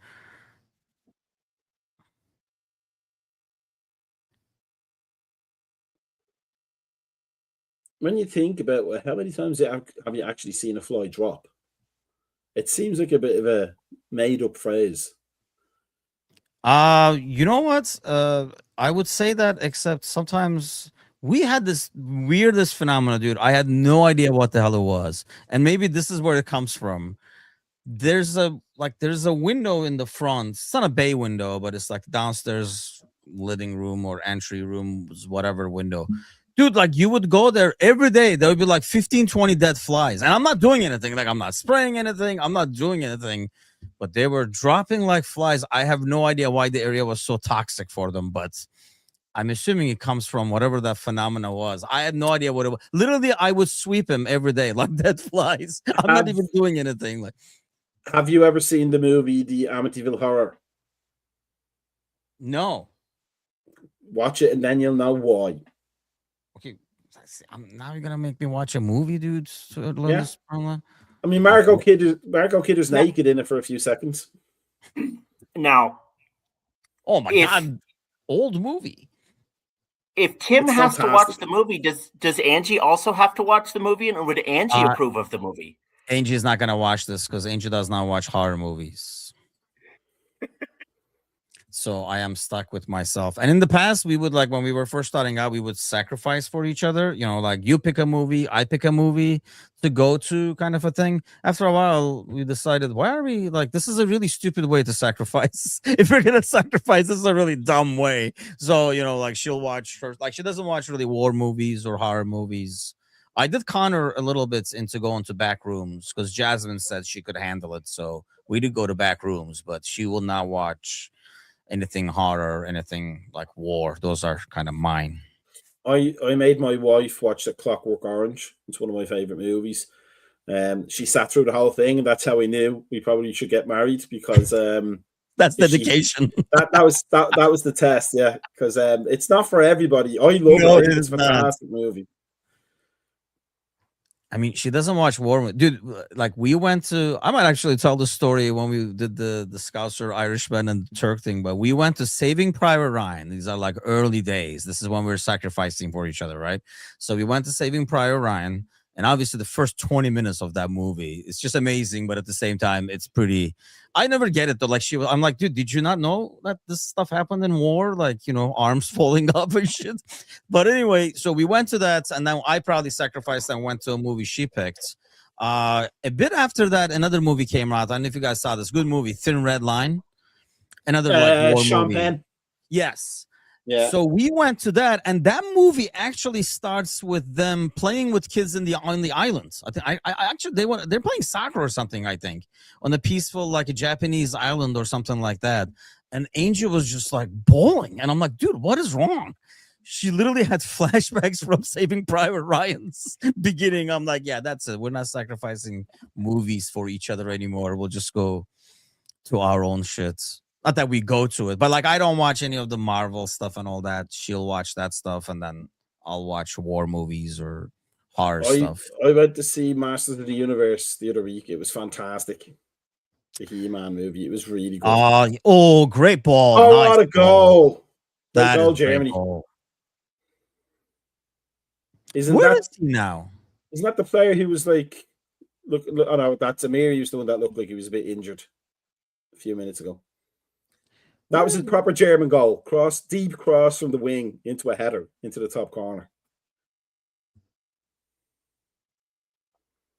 Yeah, that is a great goal. When it comes to my wife, I watch so much sports. So when the day's over, I just I'll watch whatever reality show she wants from TLC, and that's kind of how we do our thing. Oh, that is torturous. Yes, thank God, wifey doesn't do that. Well, Angie I know watches a lot of way sports. too much about 90 Day Fiance. I thought that was a header. He actually volleyed it in. That was really good. Who sent the ball in? German player. I do that to Angie. Like, we'll be watching a game, and like, she'll be like, "Where is he from?" And then I'll be like, "Mexico." Like, she's like, "I know that." It's like, it's another German aerial strike. They're very well versed in them. You guys should have turned off the lights. Let's see. Hopefully, it says who the assist was.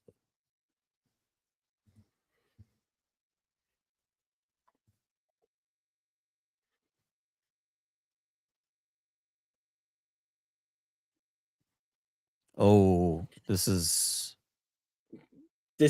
going to be the problem now for Ivory Coast, because Germany look like they found a gap. So Amiri was the guy who sent the ball in. That's why they were. I was like shocked that nobody went for him in the Premier League, to be honest with you. I know it didn't work out. What was he, like, Brighton, right? Yeah, like he's in Stuttgart now. I would have thought bring him over instead of Nunez. Gotta play that first, dude. But it was also very clever that he didn't once he realized he might be an offside. That's what I like about. Once it was late, exactly. That's when you like kind of like I screwed up, but I'm not gonna screw it up further by sending it late. Yeah.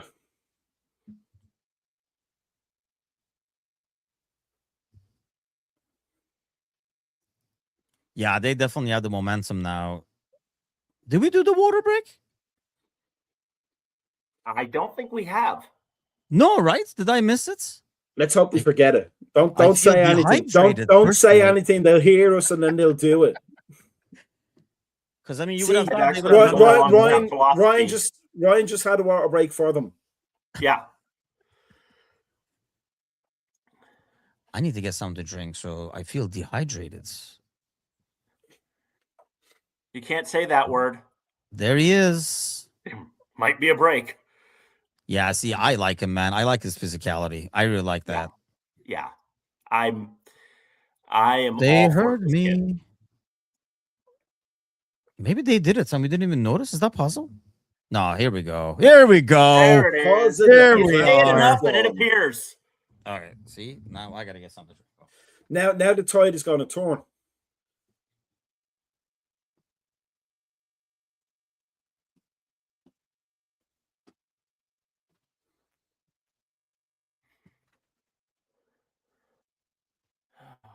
One thing, since we're just saying things and then they apparently happen now, I've been pleasantly surprised that I have not seen a single celebrity so far in the feed. They showed what's his face? He's a German player. Mueller, I don't know. Kadira was next to him, I think. I can't remember the name of the guy next to him. Maybe it's the difference between whatever other city it is and Los Angeles, but when you're showing guys that have played in this tournament or played with this team and they're at the game, that's fine. But when you're showing like Tom Cruise having a frozen yogurt in Los Angeles, no thanks. I watched Eli Manning show his son something on the pitch for 10-15 seconds. Shit that we were not able to see. So as they were playing, I was like, oh, look, Eli is teaching his son about the game, but we don't get to see the game.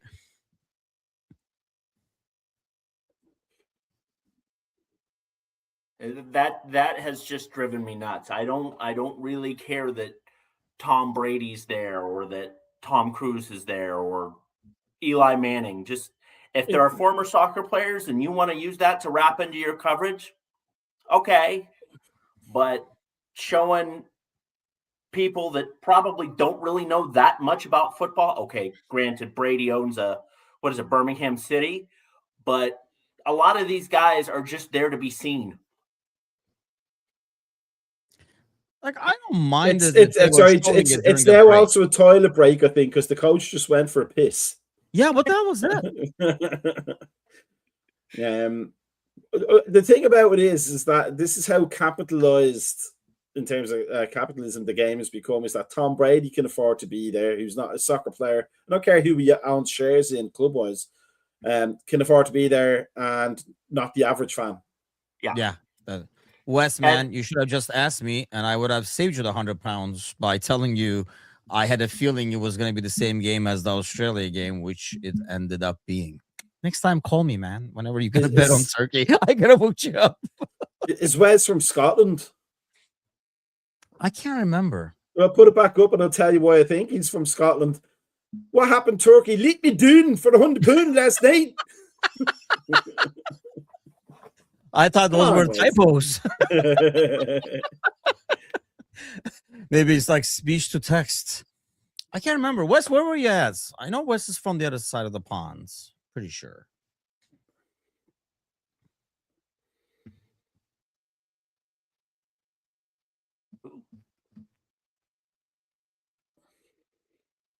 Fofana.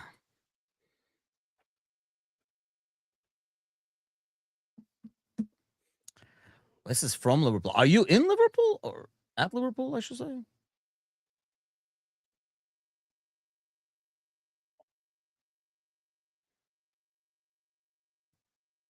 I know, especially in the morning show, I think majority of the audience is actually having their afternoon tea, not their morning tea. Posh gets. Don't blame the phone, man. Blaming me for losing money. Now you're blaming the phone. Come on now.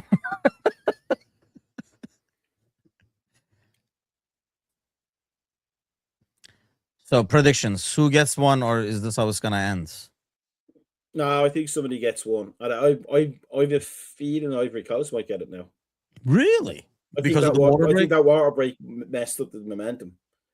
That's they put a couple of big strong ads on, so I think the game might get a little bit more aerial. So strong, he's taking his own players out. I was gonna say, if he didn't knock his own guy down, he might.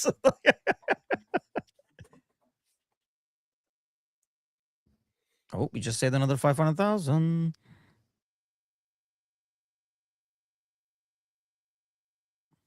I tell you what, if Z's right, with his source, and it's for a base, I think it said 93 million plus add-ons.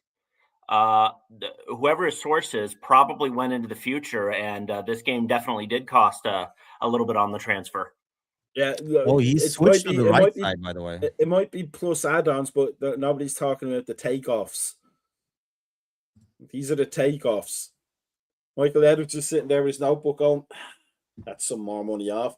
That's some more money off. I like that. See, he switched to the right-hand side. And we switched to the left-hand side. Is that him that's down? No. I'm pretty sure he switched to the right wing now with the new dude coming in. Oh, I think it's 25. Okay. He was so crumpled up, I thought the 2 was a 1. I know. I have a tough time trusting. So did Terrence Howard.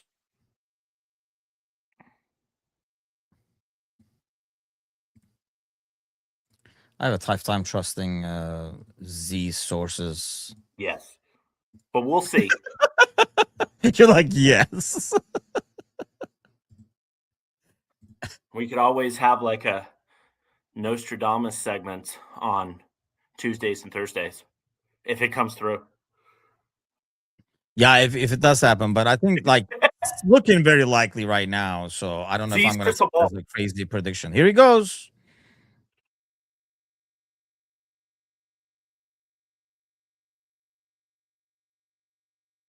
Oh, he's playing slot ball. Sorry, it was mute. That was disappointing. That was not what we want to see. That was slot ball. Yeah, you take 250,000 off for slot ball.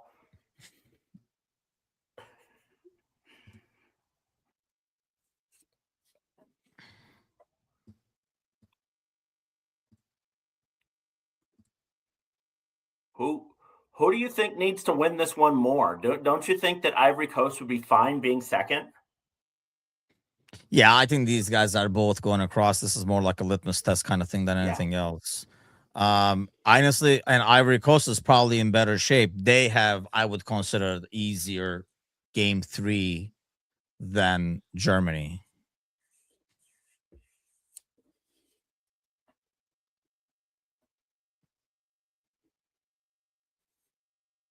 Ooh, That was a nice way there. That was a good way to earn that foul.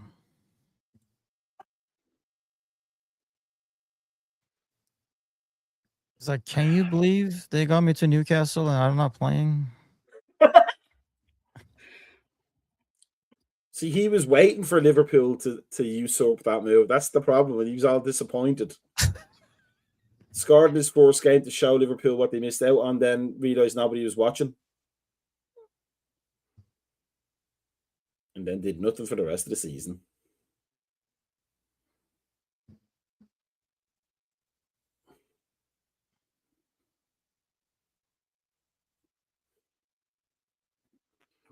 Uh-oh. Maybe that stretch he was doing to keep the ball in. Yeah, that kind of sucks, man. When it's a hammy, like you might not play again by the end of the tournament, and if it's like a 2-weeker. I'm just hoping it's a cramp.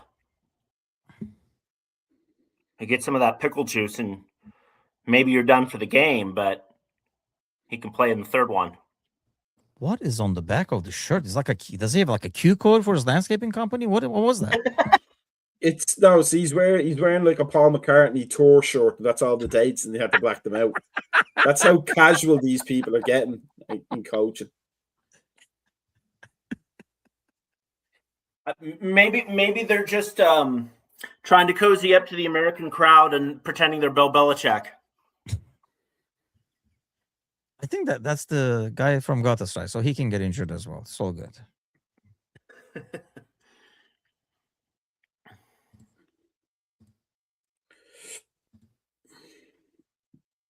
Oops.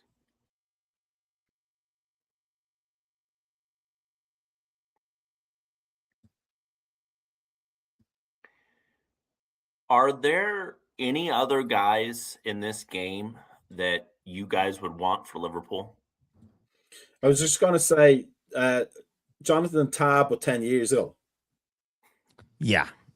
No, not 10, and I think like there's some guys, it's just not realistic, I think, is where I'm at. Yeah. How old is Tah now?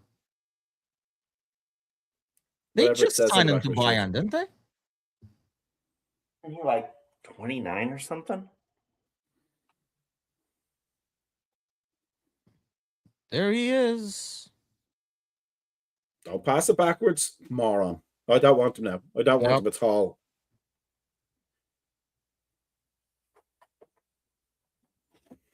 He is 30. Hold on. Wirtz is over there putting in a good word. Is that cotton candy?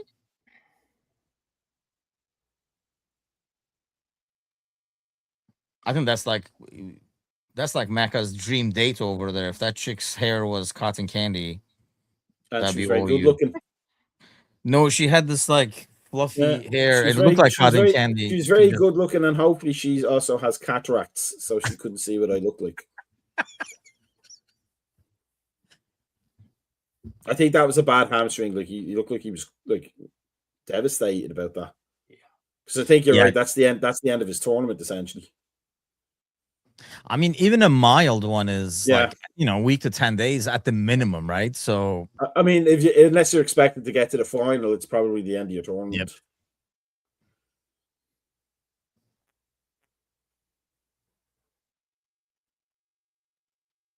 Corner? I think that's a corner.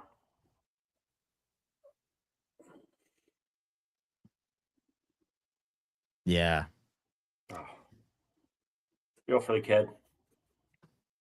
I don't. He shouldn't have gone to Galatasaray. The curse is on. They got bad physios there, right? They have bad everything.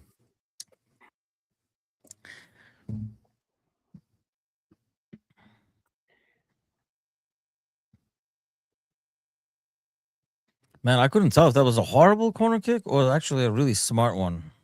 Or a smart one that nobody expected. Yeah.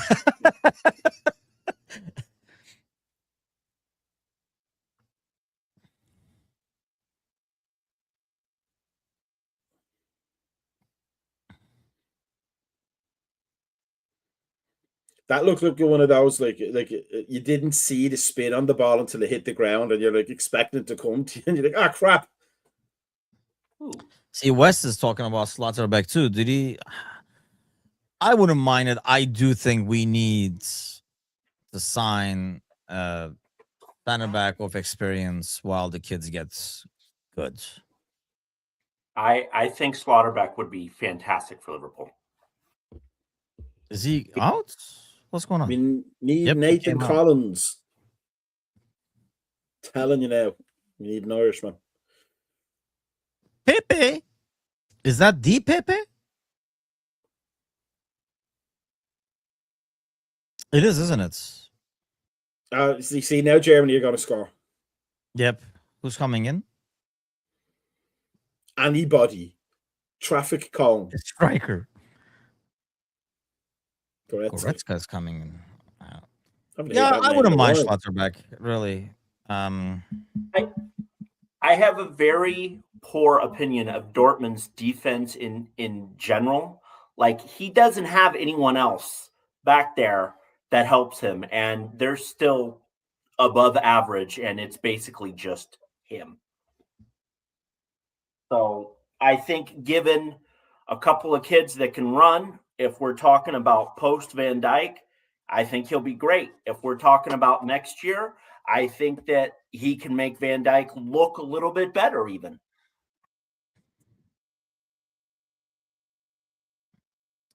That's a good shout, actually, but I don't know if I don't know if Real gives up on him that fast. They did sign Konate. I don't know who they lost, though. Like, kind of don't really keep track of that.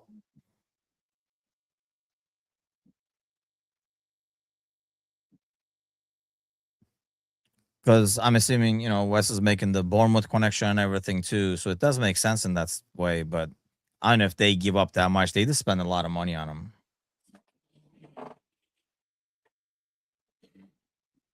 He does look like him, the new kid. We were talking about that on Friday morning, right? We were talking about it, that he does look, as somebody in the chat was saying it, and he does look like him. He has the haircut of every kid's Layla's in college now, but Layla's high school. Every kid had the same haircut. So Munoz had the same haircut as Plainfield East High School, basically.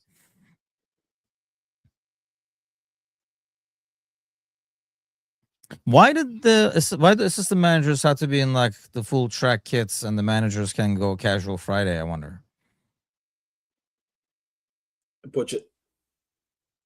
Nice touch there. Oh, it was a very unconventional way to get that pass off, and if he worked it, it looked great. That was not a foul, was it? That's cheap.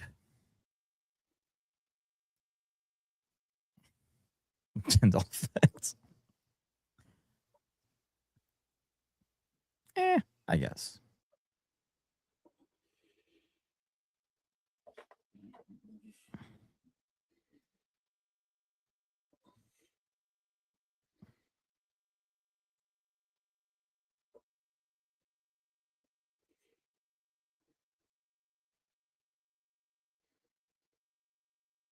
Ooh. Oh, that was the bad time to slip. 3-on-2 here if he gets that ball back post. Oh, what, dude? Messed it up. He messed it up. Too many touches. Just first time that. What the hell was that? You're wide open. See, these are the stats things, Ryan, that I'm talking about. Like, most goals are scored off one touch. So, like, if they could put a stat together that shows how many touches a player requires to get a shot off, then you're starting to get into the meat of the game. But you don't do that, at least not publicly available. What says have you seen? I haven't. First of all, I doubt things will stay the same, but I have not seen like that brackets. Now I'll be able to. Now that Turkey is out of it, like I say, I can follow it like a regular old World Cup. See, you should have been like Gordon and just not qualified in the first place. No, you can hate everybody. Save us the hassle. Oh, good save. A great shot and a great save. Ivory Coast. What's the old hockey stat? One-timers, where you just get a pass and you don't even load it. You just shoot it right off the pass. So be interesting to see how many guys do that in soccer versus, a touch or two. Yeah, I think you'll probably find like players like Kane, like proper true number 9s like Kane, and that are the highest scorers statistically on one touch shots. That to me is like what a true number 9 is somebody who doesn't have to create their own goals. They get on the end of everybody else's work. Wait a second now. I'm looking at this, Wes. I mean, right now it looks like if USA goes, if I'm looking at this chart right, and if this chart is right, I guess I found online, but it says they play the seconds of Group C. Am I seeing that right? Which would have been either Brazil or Morocco. Probably if I'm seeing this right. If they get Brazil, if USA gets Brazil, this is exactly the best time to get Brazil if you want to get forward in the World Cup. I think after the first knockout round, Brazil starts to be Brazil again. Yeah, that's true too. But I don't know. See, like they have people who can hurt you when you make a mistake, and that's all. Yeah, I mean, dude, just take it one time. One touch, and it was coming onto a step as well. It's not like you have to. Yeah, adjust. and he's the righty. Just like turn your body and just freaking yikes. Poor Pepe was gonna have some kind of an assist there.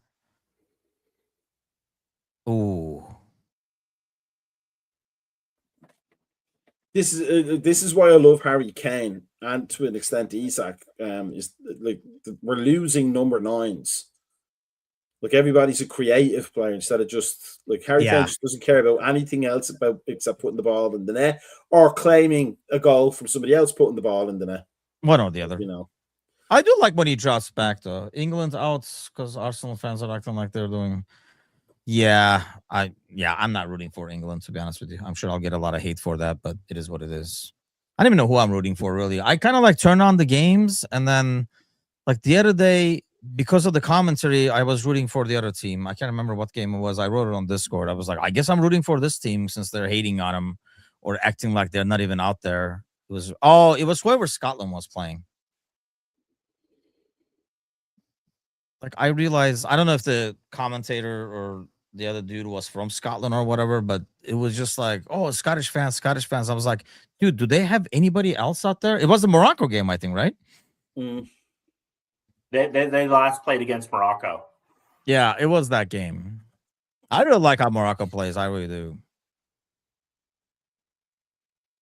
I think that they're one of the better teams in the tournament right now. Top 3 for me. I think if it were to happen, a Morocco-France game would be fantastic. For the local drug dealers.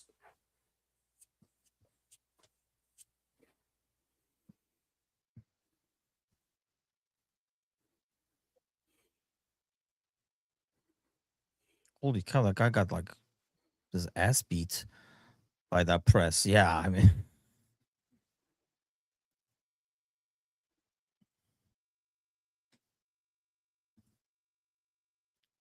But I agree with Wes. I want England as well. Yeah, sorry, Tony. I mean, join the gang. People who are out of the World Cup. I interviewed somebody for work today. Her husband is Italian, like from Sicily, and she was saying like now that because they're not in it, they're just going to sit there hating the English for the rest of the tournament. That's the way to go. Dude, wait a second, by the way. This is I was gonna talk about this Monday morning too, but so like we had to do a pickup with Ange, right? Like for work. And then we kind of like scheduled that they have like an after hours box you can pick up your shit from. So we picked it up, and then we were gonna go into this like Mexican ice cream place. We freaking go there, and all these people, and this is a hardcore like Mexican ice cream place. There's a bunch of them here in Chicago or whatever. So like as we were there, they had the game on. They had like a couple of TVs, so they had the game on too. And I keep seeing these people come in, men wearing Mexico jerseys. I was like, dude, like there's no way in hell if Turkey is playing, I'm in a freaking Turkish ice cream place with my jersey on. I'd be home watching it. I was like, oh, that was nice. Is he off? Offside. He's saying no. It didn't look offside. I thought it was a sneaky offside as well, but I didn't look across the line. We'll what is he? We'll see is he on a card? What was that?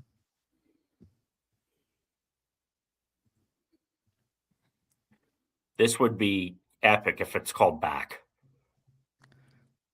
That was Nagelsmann who was doing that. That's Nagelsmann saying, I'm losing money because this game's going over. Mrs. Deakins is not going to be happy. She's not going to be happy. And there's a noise ordinance after 5 o'clock.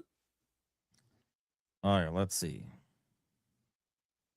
Oh, he's on. Oh, no, he's well on. Oh, he's well on. The player, the yeah, that's what I'm saying. I was wondering if there was somebody on the right side, like their left side, that was playing him on. That's a good turning shot, though, man. It's a great turning shot and that's terrible defending.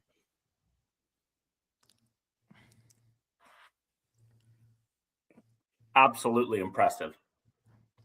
They're my pick for the tournament, Germany. They're just going to do Germany things from now on. Never look convincing, walk away with the trophy. Yep. It is very German. Yeah. But that's what I'm saying. Like for me, like with Areola versus Slot versus Brendan Rodgers versus Klopp, I just like coaches who find a way to win with what they have. That's all professional football is. The nice play and all that comes after that. Like youth teams and all that, by all means, play the nice football because they're youth. Yeah. They need to learn the game that way. But once you're getting paid money for it and people are paying $3,000 for a ticket, you owe them the best chance to win. And the Germans are some of the best at it. Italy used to be as well. Full kit with the pipe and scarf around your neck. Bagpipe.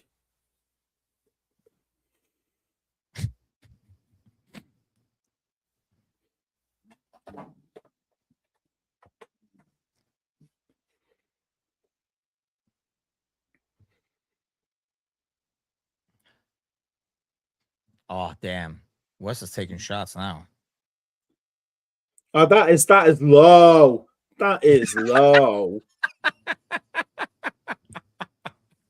just because England keeps stealing our players. We're talking about that Wednesday with Audrey. Like I don't know if you guys saw it. I mentioned in a couple of different shows about like Morocco starting 11 in the last game. Not the Scotland game, but the game before. I don't know if it was the same for the Scotland game, but none of them were born in Morocco. Mm. Like the entire starting 11 was not born in Morocco. And that's like the first time in history or blah, blah, blah. I just don't. It's becoming very all over the place club like now. Holy cow. I mean, Germany just going to smash the ball anywhere now because Nagelsmann thinks the game should be over. Does he like? Was there not a thing they were saying that assistant coaches can't argue with the referee? Did I misread that? Or is that something that might be coming in? I don't think that was finished early, right? I thought they would at least go a couple of minutes. Didn't they score after 90th? Yeah. I thought that was going to go for another couple of minutes. He's not a very likable dude, I have to say. No, he's a great coach, though. Yeah, he is. I did want him actually as, like a slot replacements over like Xavi and stuff like that. Quarter Irish. Yeah. Just a quarter Irish, though.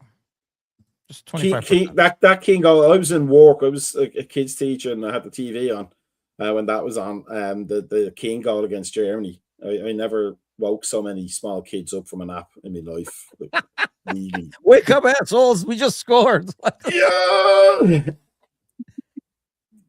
That was like a turnaround. I did not think that game was going to turn like that, to be honest. It didn't look like it in the first half, that's for sure. So are we signing this guy? How much are we spending on this guy, having seen what we've seen? If you were to scout for one match only, Mecca, how much? 50 million. You can't even finish the game. Although they may claw some back by saying, well, the Ivory Coast only lost when he went off the field. What's that hockey one? Wins above replacement or something? That's that. Wins above replacement is baseball. Oh, baseball. There you go. Way too many He's got losses above replacement. It teaches you what war's good for. But on that note, that was a lot of fun. I mean, a decent game. I mean, did we see anything from Wirtz though that you guys liked, hated? I just want to see with more direct players in front of him. I think you're right. I think he has the ability to play those passes, but right now he's just so used to nobody making the move that he's second guessing himself almost. Yeah, that's fair. Ryan on Discord says Diomande is great, but there are 4 players from Ivory Coast I'd be interested in. I mean, obviously these guys are. I mean, you know, when you watch the World Cup, especially, it's kind of tricky because how do I know these guys are really available, if you will, contract wise and everything like that. So, Ryan, final thoughts? You were asking how much I'd pay for Diomande, and I still think it's 115. I still think he's what this team needs. Yeah, I agree. Give it whatever it takes, just get it done. Let's not pull what Newcastle did with the guy we signed and haggle over a few millions and have somebody else step in. I don't think we have as much competition, or there's a release clause, but still.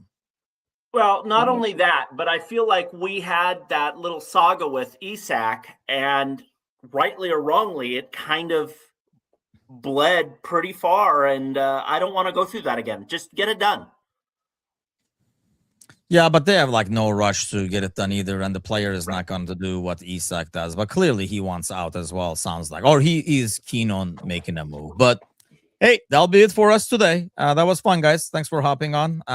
We'll be back. I'll be back Monday morning, and obviously the gang will be back. I will be. The 2K is still winning after all. Are they really? Yes, in the background. They're still playing. They still haven't scored. It's been like 24 hours. They're still trying to score. And there's nobody on the pitch against them. They start 102 shots now. They still have not scored. But yeah, I'll be back Monday. Enjoy your weekend, everybody, and we'll see you guys next week. If you haven't subscribed, hit that. More importantly, I know who's in the chat right now is subscribed. I would hope so. But go grab somebody by the ear, spread the word. Shooting for 2,000 by the end of the year, which should be very, very possible. So let's make it happen. Keep up the sport. Thanks for everything. See you guys Monday. Take care.